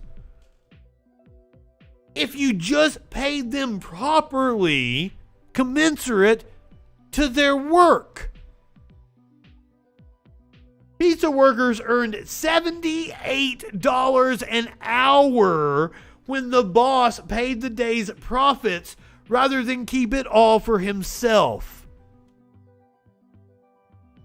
Allow me to repeat that. Pizza workers earned $78 an hour when the boss paid the day's profits rather than keep it all for himself. Now, I would like to remind everybody the definition of socialism is worker ownership of the means of production. And I would also like to remind everybody that all data and all research shows that worker co-ops produce the best working environments, also seem to produce better results when it comes to business practices. The owner of a pizza shop in Findlay, Ohio, gave his employees the entire day's profits to show his appreciation for their hard work and loyalty. He just gave them that day! That day! This is a local pizza place. I would have thought that their margins were razor thin. Because, like, restaurants don't operate on the biggest margins. This is like a local pizza place. And he was able to afford paying his workers $78 a fucking hour. You think goddamn McDonald's can't do that? You think Walmart can't fucking do that? Jesus. Josh Elchert of Heavenly Pizza said he's been lucky he hasn't had to cut back on hours or limit the menu because of low staffing. We've seen the help wanted signs everywhere, and we're not exempt of that. We've definitely been short-staffed, but we've always had the employees to operate at a sustainable level. Monday was Employee Appreciation Day, and he was aiming for $40 to $50 an hour for his workers. Instead, the shop had... Okay, so like they promoted it that the workers were getting it that day. And so, like, he was expecting it to be $40 or $50. That's probably close to what the actual profit would have been. But people were like, oh, yeah, we're going to come in and support these motherfuckers because that is cool. And this just shows you. This shows you that people will support you if you're good to your workers. And it's good for you in the long run. They did the Denny study where they paid workers more, it produced better outcomes. They sold more because you had a better customer experience when you paid people more money. It makes perfect fucking sense. Unless you live in a capitalist-driven society where we prioritize short-term gain. Stockholders wanting just the highest fucking price for their share this quarter don't want you to make sure that the business is doing well 10 years from now. So I ask right-wingers, what the fuck? What is... You tell me capitalism breeds innovation. We, like, real-world examples say that's fucking false.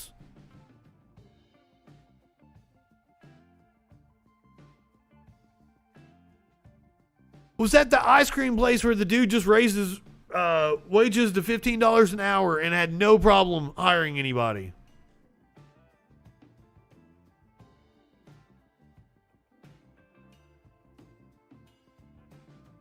So they even got $1,000 in tips.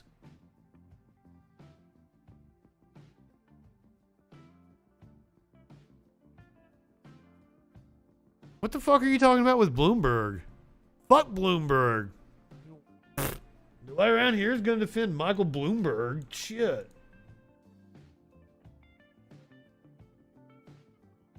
I don't think anybody is going to defend this nursing home. The local news station goes to confront a nursing home that gave its residents 3 days notice that they would have to go somewhere else. 3 days notice, though. Would you please exit the building? I thought you were in foreclosure. Would you please exit the building? You still own the building? Would you ask them to leave the building, please? The bank owns the building. I don't think you own it. If you're in foreclosure, you don't own the building. Oh! he's like pulling like, if you're in foreclosure, you don't own the building. You can't ask me to leave, sir. The bank has to ask me to leave. Sir, right now, nothing's been said. If he wants to leave the building, he's gonna have to. Yeah, but if he's in foreclosure, the bank owns the building, so the bank will actually have to have us deal with Nothing the has building. been shown yet to us, so for us, he owns the building right now. Just step Anything you outside want to the say to door. these residents? Leave the building. 3 days notice. Leave the building. A lot of people are upset. Jesus Christ, you stupid. Are you fucking stupid, dude? Oh my god, that is like the shirt every fucking baby boomer asshole wears. 3 days. What are those shirts? What is that shit that comes like together in the middle of the back? I don't even, what?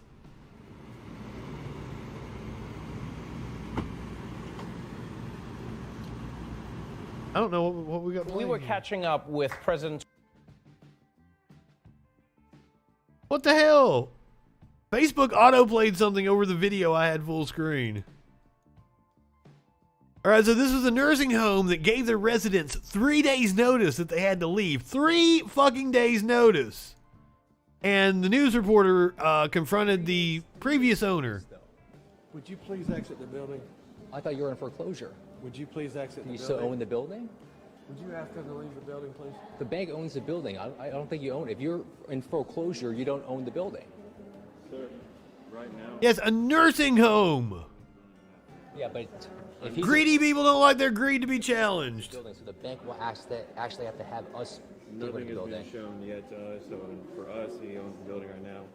Just step Anything you outside want to the say door. to these residents? Leave the building. 3 days notice.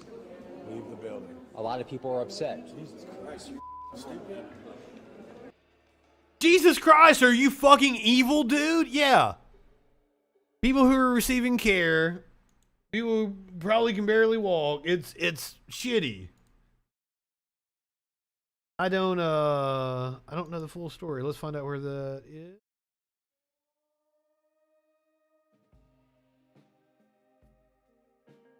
Just playing you guys a video, not giving you the context. Happened in Cherokee County, Georgia. Residents of a Cherokee County assisted living facility.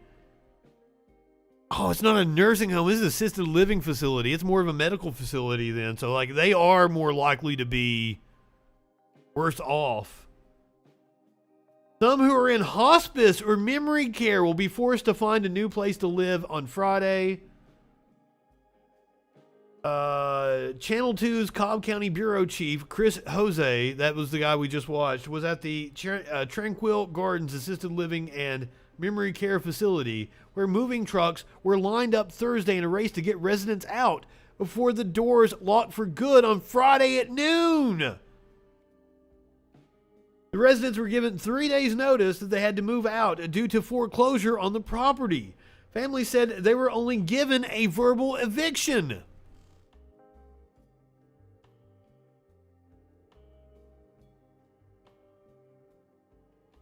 First of all, I would have thought that the eviction moratorium, I know there was a whole bunch of bureaucracy at its finest. There was a whole bunch of hoops you had to jump through in order to take advantage of the eviction moratorium.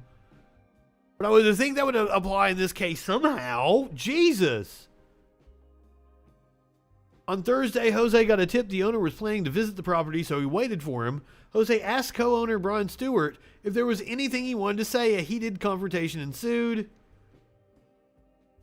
Tranquil Gardens was this was a press release from the company. Tranquil Gardens was truly a product of passion, and the Stewart family's first and foremost concern has always been the care for the elderly. Fuck you. Fuck off.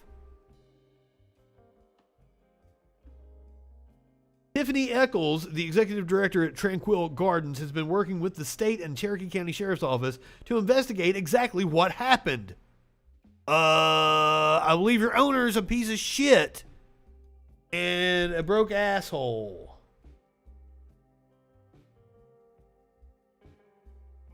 Now, Penn State, right-wingers are upset about this. People on Twitter seem to think it's innocuous. Misinformed Mike here on Twitter that opposes authoritarian ideology posted this clip about a Penn State professor who pulls an average white student from the lecture audience and explains that he has an inherent benefit over a black student because he's white. There's a little of that critical race theory we keep hearing about. And what that means is the following. I just take the average white guy in class, whoever it is. It doesn't really matter, dude. Dude, this guy right here. Dude, look, stand up, bro. What's your name, bro? Russell. Look at Russell here. Russell has, Sean, I'm making your argument for you, right? Look at Russell right here. Just doesn't matter what he does. If I match him up with a black guy in class or a brown guy. You shouldn't have asked him his name. I understand the point he's trying to make, but like if he's just some random white guy, you shouldn't be calling him Russell. Don't even call him fucking Russell. Be like, here, random white guy. But let me just stay with a black guy in class who's just like him, has the same GPA, looks like him, walks like him, talks. Now let me ask you a question. Did he ask the black guy what his name was and call the black guy by his name? Because that's kind of weird. If he went over and like, this random white guy right here, what's your name, Russell? Russell, you random white guy.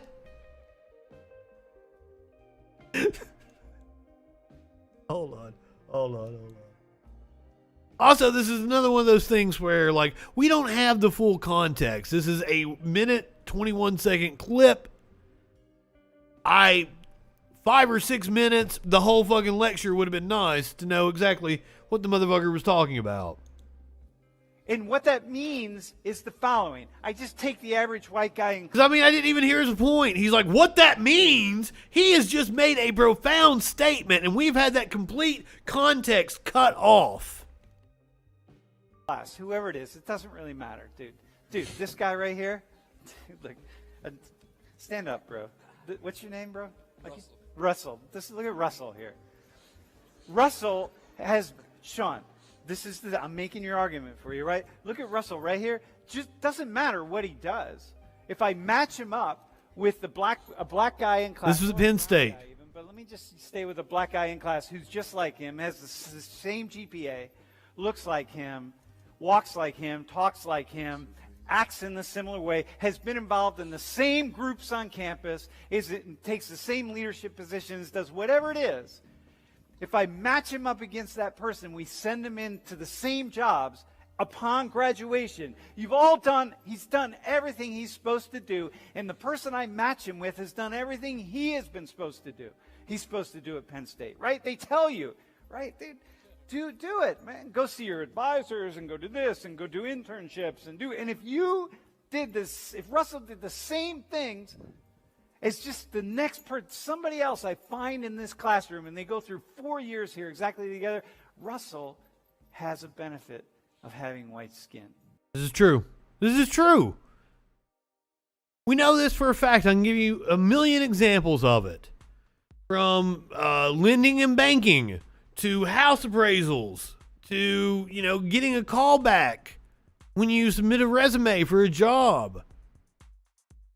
Over and over again, just like getting pulled over by the cops. They did a study that definitively proved cops pull over black people more. How do we know? Because they averaged it out with whether they pulled over more black people at night or during the day. At night, it's pretty even at who they pull over. During the day, they pull over more black people. So clearly, there's a bias with the cops. Just being black will make your life harder. Doesn't mean that your life isn't going to be hard because you have white skin. Just means your life isn't necessarily going to be hard because of it.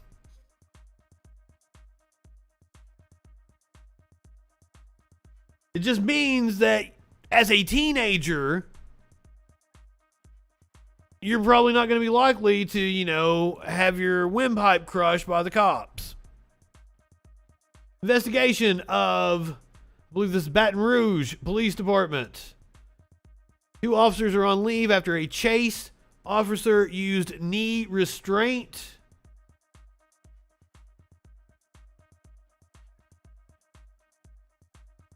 This is video of the arrest.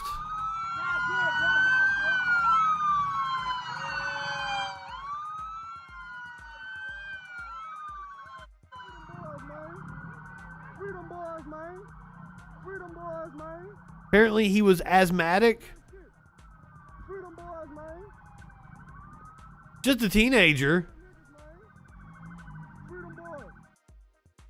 I mean, studies show that they treat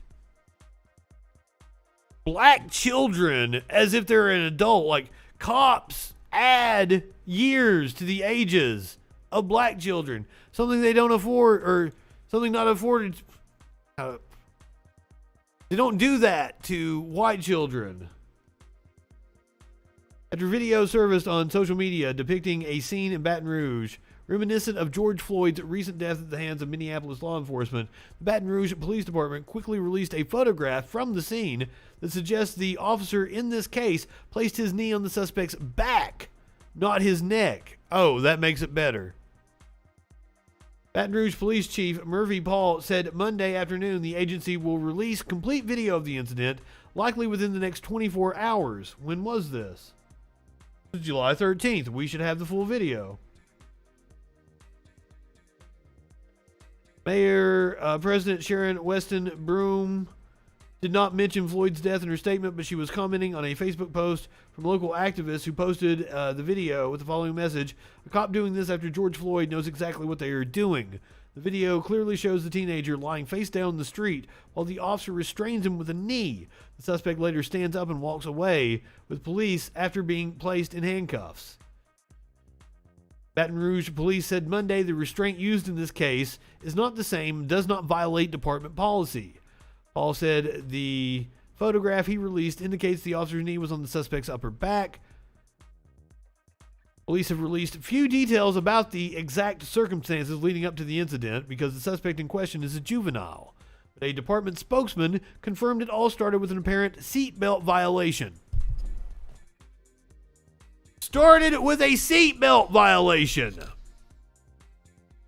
Juvenile was a passenger in the car whose driver refused to pull over when police attempted a traffic stop.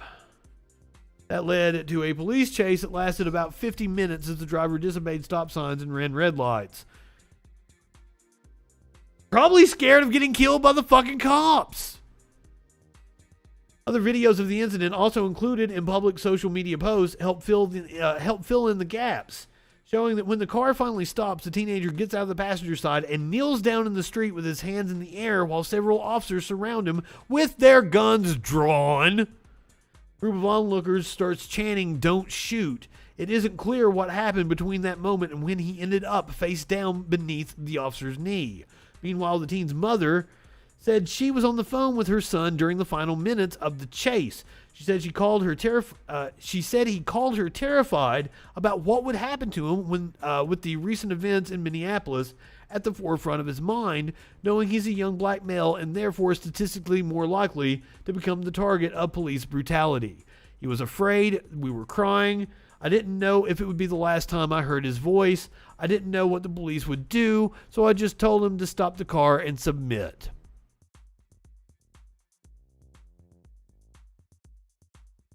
Hopefully, oh, don't leave us. Hopefully I'm done with the injustices, I think. Oh, no. I got one more really bad one. I'm sorry. I've got fun stuff for later, though, I promise. And we're gonna end with a beach party.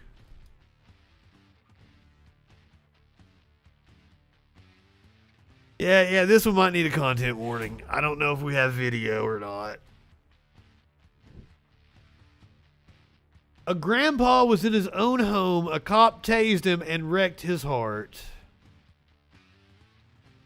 This is a Vice article from earlier today. A Colorado cop allegedly tased an unarmed grandfather in his underwear at home during a May 30th encounter, seemingly setting off a cascade of terrible health events and a weeks-long hospital stay, according to the elderly man's attorney.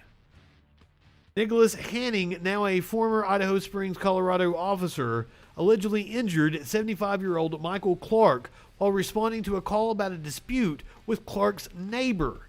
He's facing a charge of third-degree assault of an at-risk adult for his role in the incident, which left Clark in poor health and devastated his family. The taser wrecked him, Clark's 2 children said in a statement last week, demanding the immediate release of body-worn camera footage from the police encounter with their father.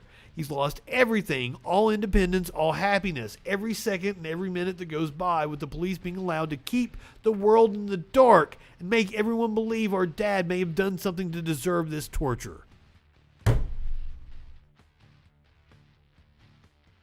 I've said it a million times on this show. The cops released the body camera footage immediately. Immediately. If they think it backs up their narrative. But they will give you the runaround if it doesn't back up their narrative. Fuck, they'll release it and it totally doesn't back up their narrative and they'll be fucking like, look at it, look. No, that doesn't, no. Clark, whenever lucid, has also requested that body cam footage be made public according to his attorney. He has been adamant about that. Despite those requests, body cam footage that would show Clark's injuries still hasn't been released. It's ultimately set to be out by July 29th. However, thanks to a court order and a new state law concerning transparency around allegations of officer misconduct, according to Colorado Public Radio. A lawyer who's representing the family of the Colorado grandmother with dementia who was tackled by cops, garnering widespread media attention earlier this year, had publicly accused the local district attorney and police chief of deliberately withholding footage and implying Clark deserved what happened to him.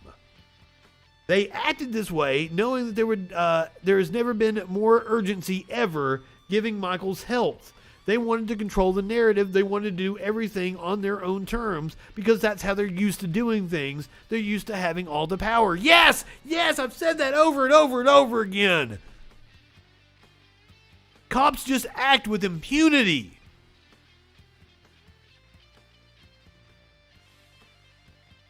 Fifth Judicial District Attorney Heidi McCollum said the new state law went into effect the afternoon before Hanning was arrested, adding, "My officer has not withheld anything.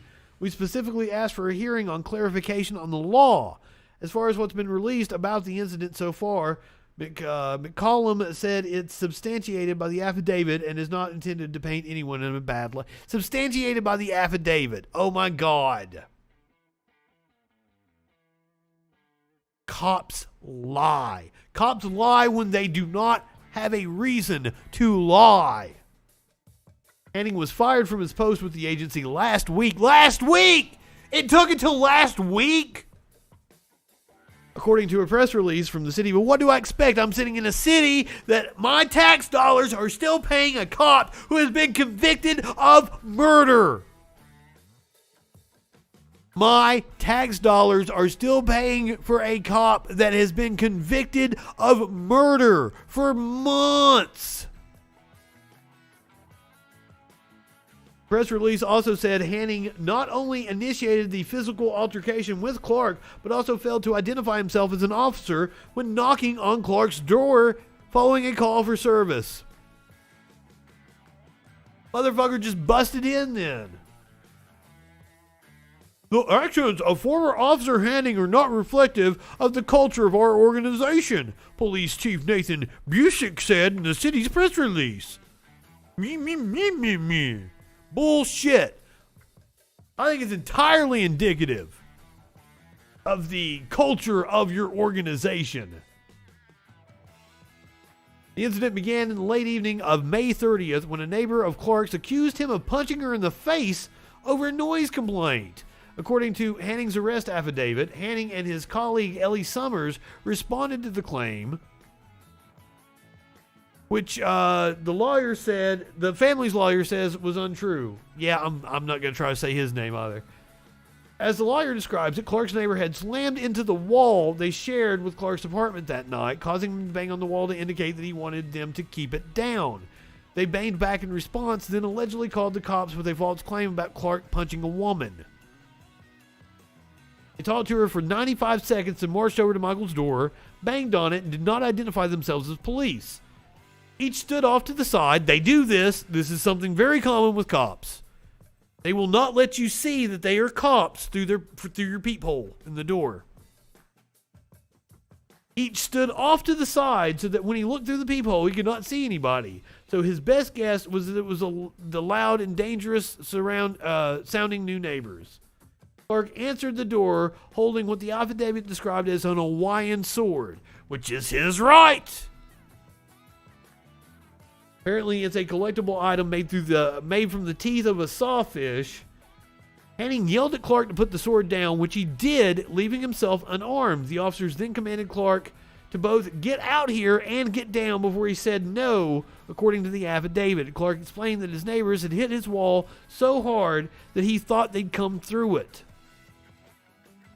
It's very clear that he thinks the cops are there to referee the door pounding.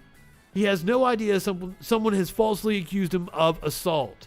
But around that time, without commands or warning, Hanning fired his taser and struck Clark in the abdomen and pelvic area. Unconscious, Clark fell straight back into the dining room chair before landing on the floor. In all, 19 seconds elapsed between Clark putting the sword down and Hanning taking his taser out. Nearly 2 months after the fact, Clark is in a 24-hour care facility, according to his lawyer, although he still requires heart surgery. Wow.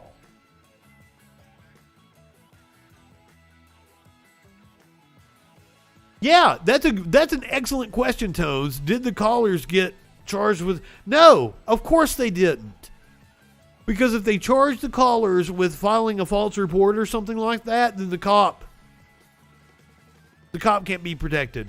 Which, I mean, eventually they fired him, but we don't even know what he got fired for.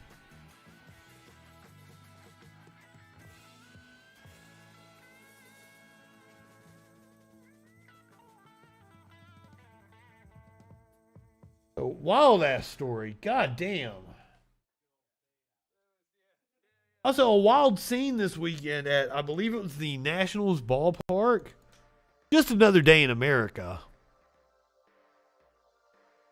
People fled the ballpark. I think we even have some pictures.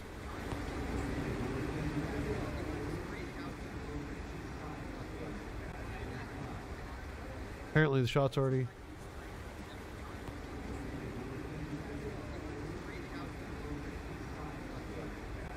So we don't really hear the gunfire in the video.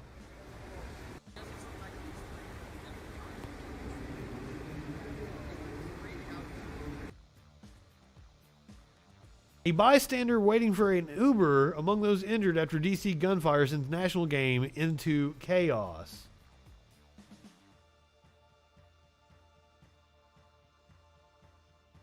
Videos of the incident quickly spread on social media, with the Nationals Twitter account confirming gunshots outside the stadium. Players and fans could be seen running for cover. I saw, like, asshole right-wingers mocking them on Twitter.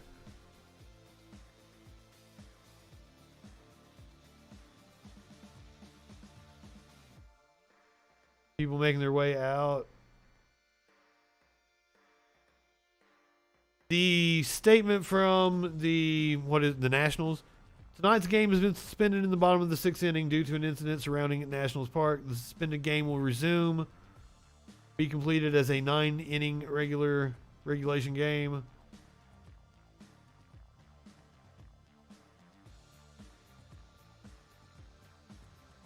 I guess these are the fans that stayed after the scene.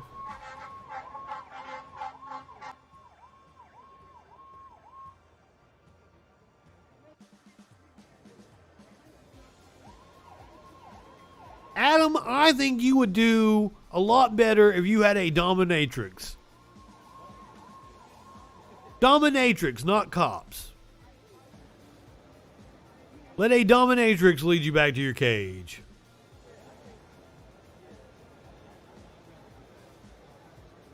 I think you will have a much better time.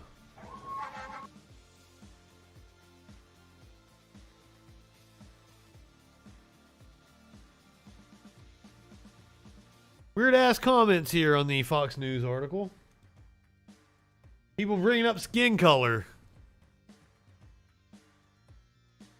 I'm just saying it would be a hell of a lot more fun than the cops doing it.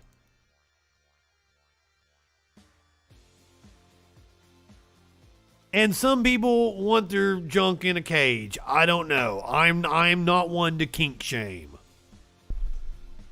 Someone who has been freed from their cage, fucking finally.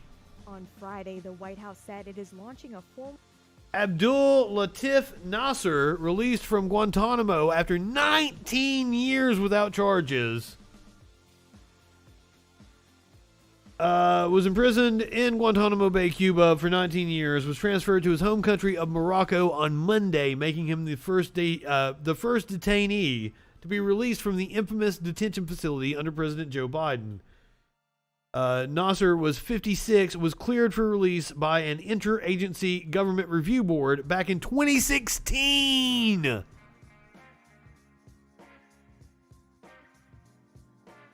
Fucking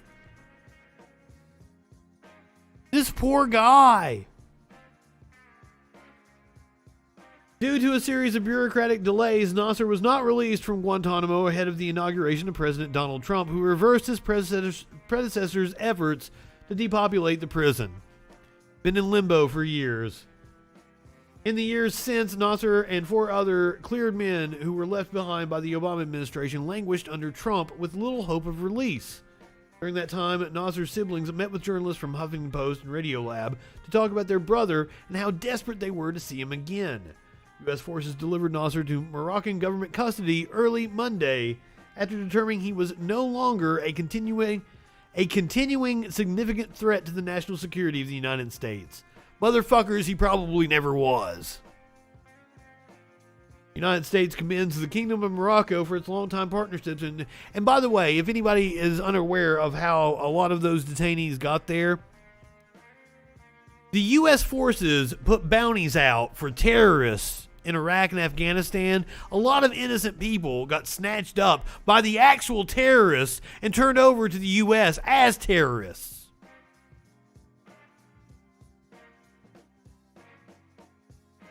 Nasser grew up in Casablanca, Morocco, and as a kid, he hoped to one day become a math teacher and move somewhere different, his siblings told HuffPost during a 2018 visit. After years of silence, his sister got a letter from Nasser, written from Guantanamo and delivered by the International Committee of the Red Cross. Nasser told his family not to worry and asked them to send him pictures. He did not provide any information about where he had been or how he ended up at Guantanamo. The Pentagon claimed in a leaked assessment of Nasser that after leaving Morocco, he traveled in search of the perfect Islamic society and eventually wound up in Afghanistan, where he became a member of the Al-Qaeda Explosives Committee. Doubt. Military's assessments of Guantanamo detainees are notoriously unreliable. A Radiolab investigation found that much of the government's claims about Nasser's ties to terrorism lack convincing evidence. After years of reporting on Nasser's case, Radiolab concluded that Nasser was likely a low-level or mid-level fighter who did not target civilians or kill Americans.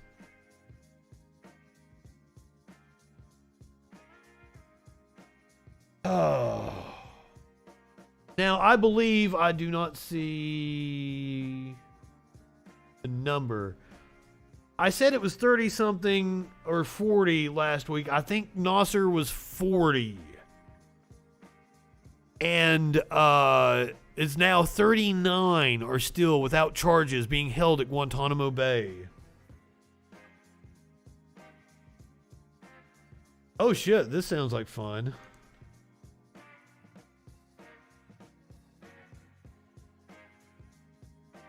This is from Reddit. Apparently, some officers got called to the neighborhood and didn't get the reception they expected.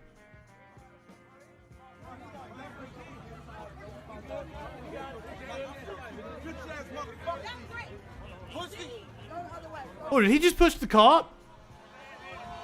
Mad props, dude.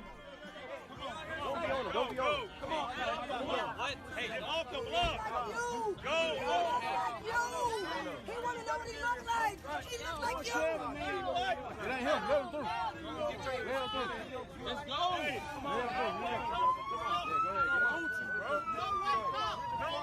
The black girl say, "Get in the car."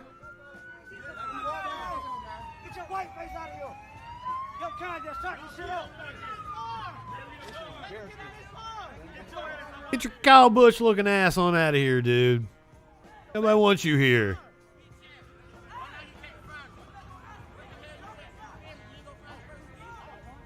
They not letting them. They don't want. Never stand right here, you don't. Get your white face out of here. You damn blue lights are harshing everybody's buzz. You gonna do something tonight? Or we gonna knock you the fuck out? Man, get the fuck out of here. See, Smith? Get back, bro. Yo, Joe Crown, bro. You just shut this shit up. Man, get the fuck out of here, man. That shit make him happy. I love her. She's like, fuck the law right in his face. Hell yeah.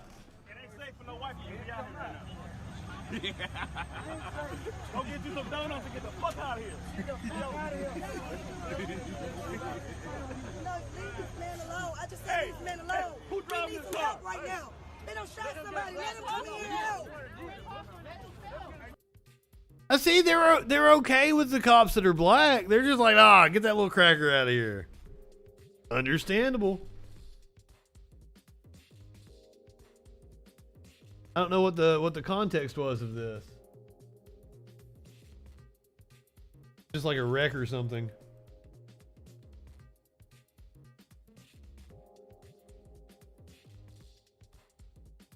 Oh shit, I forgot to even include it, but the first Capitol rioter was sentenced today to 8 months on the felony charge. I don't know what the charge was that he was sentenced on.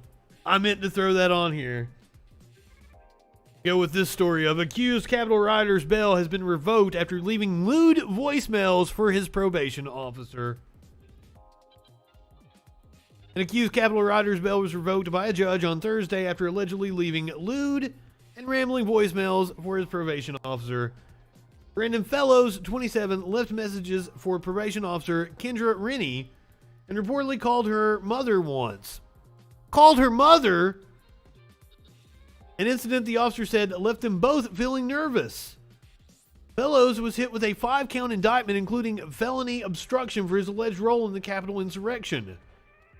He reportedly entered Senator Jeff Merkley's office.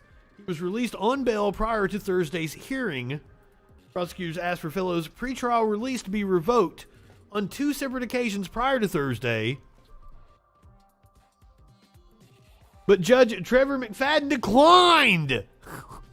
What?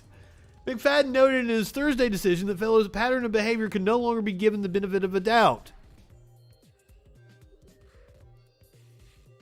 How are you giving him he was at the fucking Capitol. Why would you give him the benefit of a doubt to begin with? Dumbest fucks alive. I don't think you're going to allow us to help you, McFadden told Fellows during the hearing.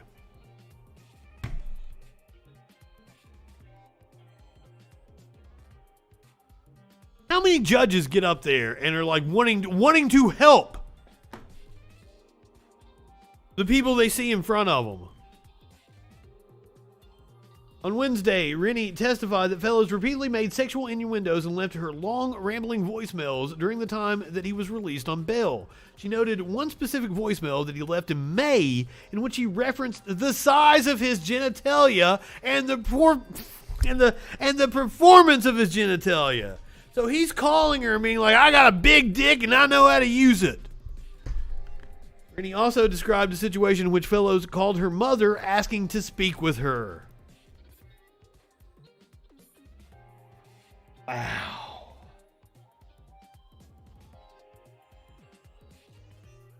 McFadden said that there is a mental health component to Fellows' actions,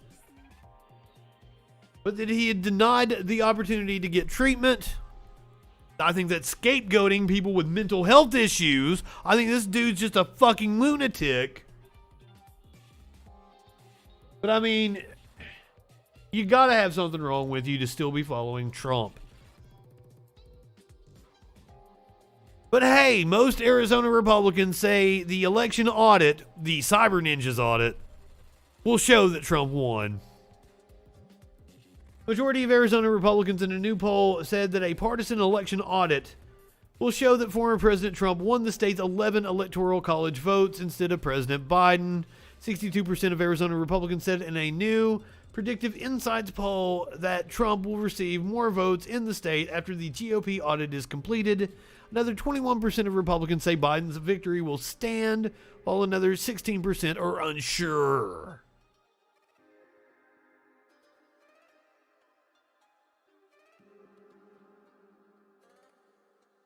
I've lost count. It's been like 2 months. And Republican officials are even calling it a clown show. The poll underscores the extent to which Arizona Republicans have been swayed by unsubstantiated claims from Trump and his allies that allege electoral misconduct and irregularities swung the election to Biden in key swing states like Arizona. 61% of Republicans agreed with the statement that evidence has been uncovered which shows that the election was stolen from President Trump in a number of states that the media and election officials have called for Joe Biden.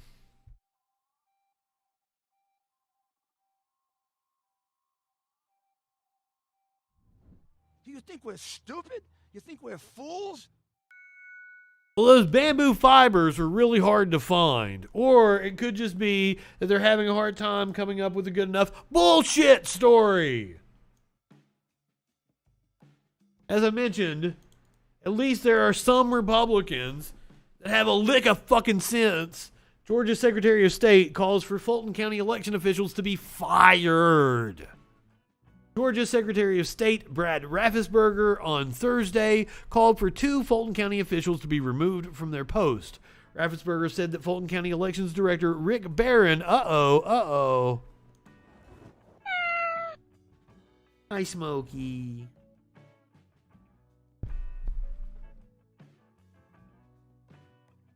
Raffensperger said the Fulton County Elections Director Rick Barron and Registration Chief Ralph Jones had to be fired and removed immediately. Fulton County's continued failures have gone on long enough with no accountability. Rick Barron and Ralph Jones, Fulton's registration chief, must be fired and removed from Fulton's elections leadership immediately. Fulton's voters and the people of Georgia deserve better. The tweet from Raffensperger comes after reports that election officials in Fulton County had initially scanned about 200 ballots twice before a recount of the presidential election last fall. President Biden won the state of Georgia in the 2020 election over former President Trump. Following the election, Georgia was the subject of election controversy, and the Trump campaign, as well as Republicans, ordered audits of election results. 3 audits were held, but there was no evidence of widespread voter fraud, because of course there weren't. The Journal-Constitution noted that the 200 ballots scanned twice appeared to have no significant impact on the final certified count. Raffensperger is running for re-election next year and is already facing at least one challenge, Jody Heiss, who has been endorsed by Trump. Georgia Republican Party passed a resolution in June. See, I'm wondering, these are Fulton County, Georgia. There might be Democrats that he's asking to be fired to try to scapegoat, to cover his ass because Trump has endorsed his opponent.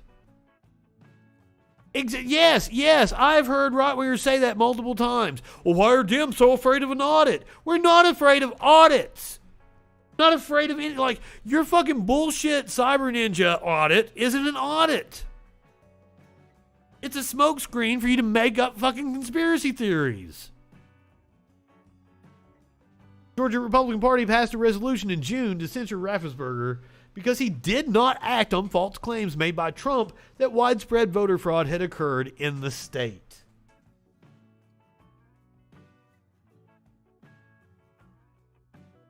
All right, now apparently this clip gave everybody on the right a hard on. Because I don't watch the cable news. I've got no clue about it. Fuck CNN. Right-wingers really have a hard-on about Brian Stelter. And apparently he got his ass handed to him by, was it Michael Wolff? Yeah, Michael Wolff was on with Brian Stelter on CNN. Michael Wolff is the guy, he's written 3 books now about Trump. Every time Trump comes out, completely demeans the guy, says nothing about it is factual, and then goes back to meeting with it. Like, it's the weirdest song and dance I've ever seen in my life. Clearly, Trump and Michael Wolff are friends, and Trump is into the books that Michael Wolff writes. So Michael Wolff has a new book. I don't know which one of the there's like 3 different ones that are coming out. We had the Nazi story, the shit about James Mattis. They've all come from these different books that are coming out about Trump. Michael Wolff has one of the books that are coming out about Trump. Yes, I have cat ass in my face. Michael Wolff has one of the books about Trump that's coming out. And apparently he was on with Brian Stelter on CNN to promote it. And that's what Trump does. He has spent most of his administration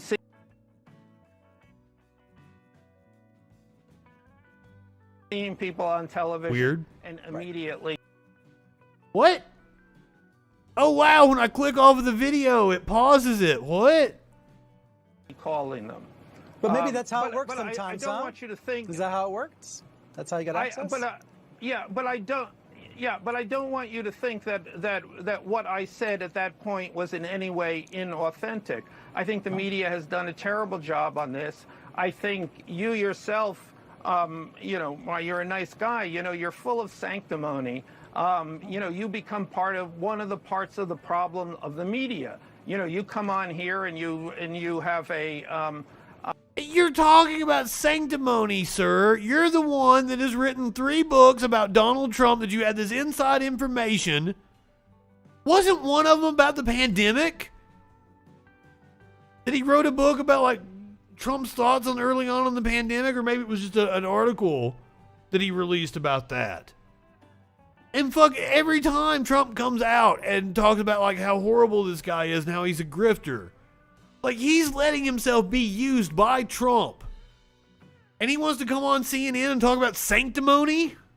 A monopoly. Ah, goddammit. Monopoly on truth. You know exactly how things are supposed to be done. You are one of the reasons people can't stand the media. I'm sorry. You're cracking me up. It's your fault. So what should I do differently, Michael? Good follow-up. Don't talk so much. Listen more. People have genuine problems with the media. The media doesn't get the story right. The media exists in its own bubble. That's true. I agree. You got to stop. I mean, that last segment that I just had. Don't talk so much, he says to the news anchor on CNN. To listen to of all of the people saying the same old stuff. Also, you're incredibly repetitive. It's week after week. I mean, you're the flip side of Donald Trump. No, he's not. That's a false equivalency for sure. He is not the flip side of Donald. Brian Stelter is not the fucking flip side of Donald Trump. The repetitive coverage is about like how it's focus group to death. So that fucking CNN can make the most money possible. That's not Brian Stelter's fucking fault. Proceeds to offer general critiques of all media. I would argue he's offering critiques of capitalist media. Fake news, and you say virtuous news. There's we just figure out what is here. real. I mean, I'm listening. Well, figuring out what is real is not so easy, and most people don't want to turn to Brian Stelter to tell us what's real. I'm sorry. Well, then why'd you? I don't want to turn to Michael Wolff either. I'm a book salesman. Michael, I love talking to you. I'm grateful you came on. And I guess let's do it again in 4 years. Thanks. barred from a White House event after she asked questions. Even So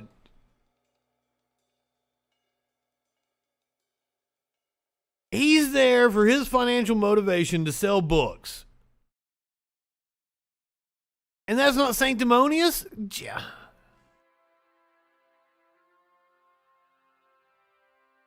Speaking of sanctimonious assholes, let's take a trip to the beach with everyone's favorite accused pedophile, Representative Matt Gaetz, and Representative Marjorie Taylor Greene.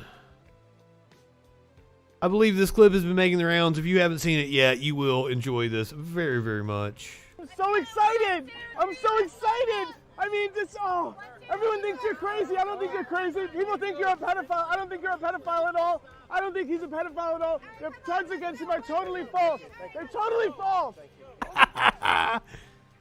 Oh my God, I'm so excited. I'm so excited. I mean, everyone thinks you're crazy. I don't. If you're listening to the podcast and you haven't seen this video, the dude is dressed as you would totally think he was a Trump supporter, Marjorie Taylor Greene, Matt Gaetz, all on that bandwagon, MAGA as fuck. You just look at that guy like Matt Gaetz is like, this dude is one of us. Has to be. He's not.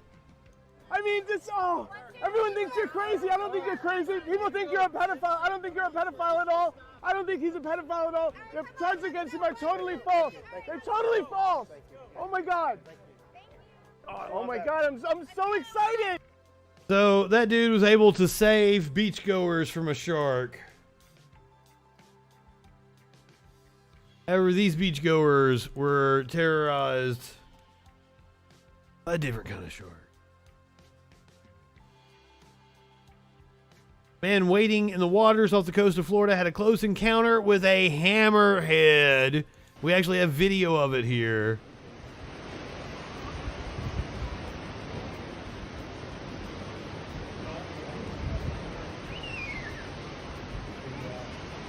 I think this is the dude here and this is shark. Oh shit.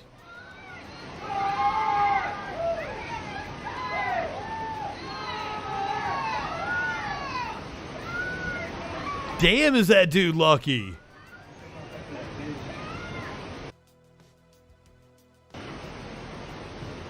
I wonder what fucking startled the shark. It was going for him, it seemed like. It looked like it was going in for the kill and it just turned around.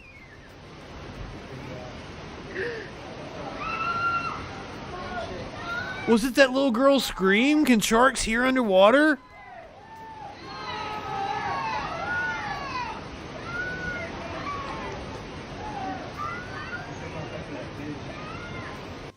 Now, I'm very skeptical of TikTok videos because I think a lot of them are staged. I don't think this is staged.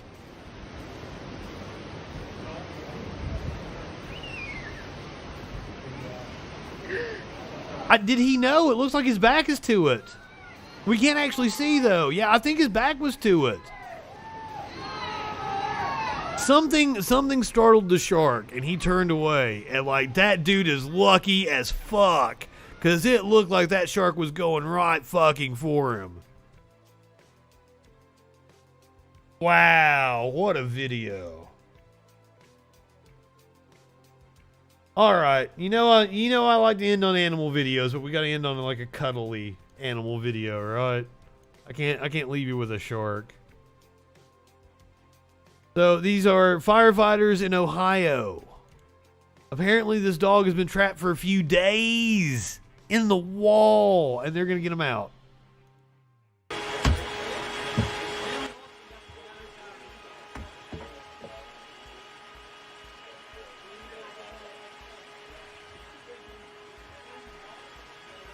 Oh, really? Are they not that big? I don't know anything about sharks.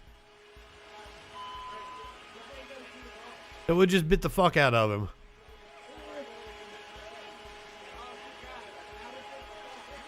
Took a chunk out of his leg or something. Oh, look at him. Oh, he's so scared. Oh, he's probably really hungry. Nice job. I hope they had a way to get him food or something. Oh, sweet baby.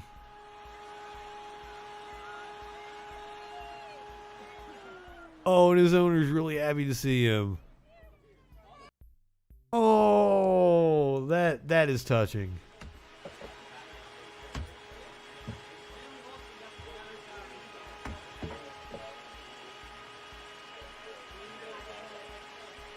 We'll see if we can get the story and figure out how he got in there before I turn you guys over to Media Winch.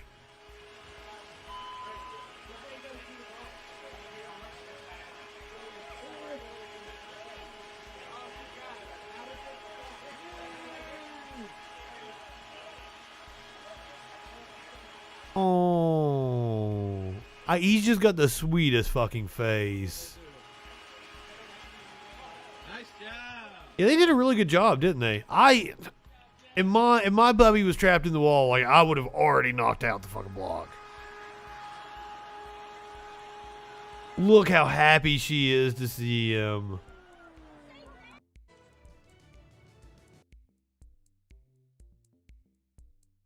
See if we can get the backstory here.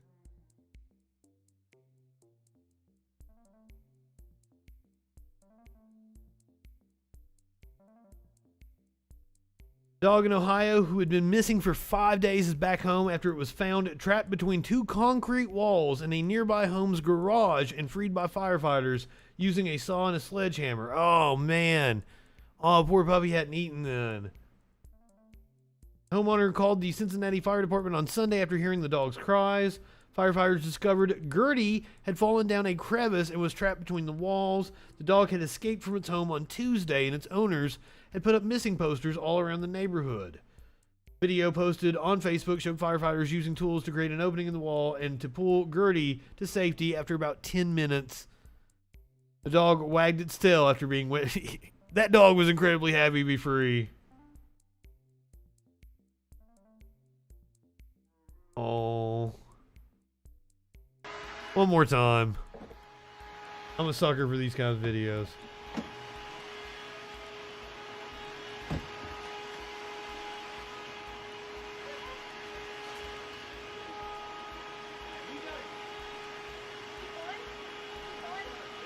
Oh, this is a longer one.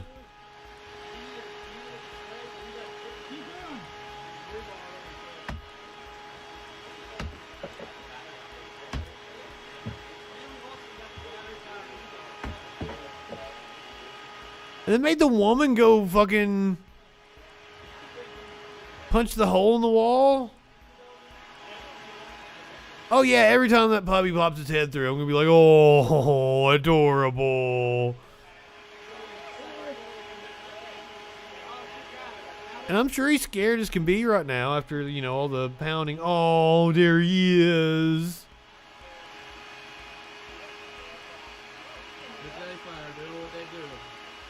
Oh, so sweet. Helen's, you're right, though. She did a fantastic job of just taking out like one block. That's why they let the woman do it. She was a badass at it.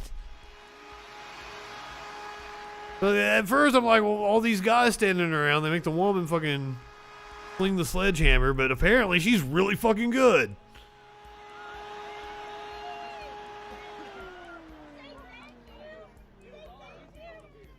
Oh, Gertie. Oh, it cut off before we got to see that shot of his face. God, he had such a big smile on his face. All right, if you are watching on Twitch, I'm going to send you over to the Media Winch. It is Meltdown Monday on the Echoplex. Go ahead, light one up, tip one back. It's all right to have a little fun before you hit the sack. I'm Justin Freakin. We will see you tomorrow night on the Troll Patrol live.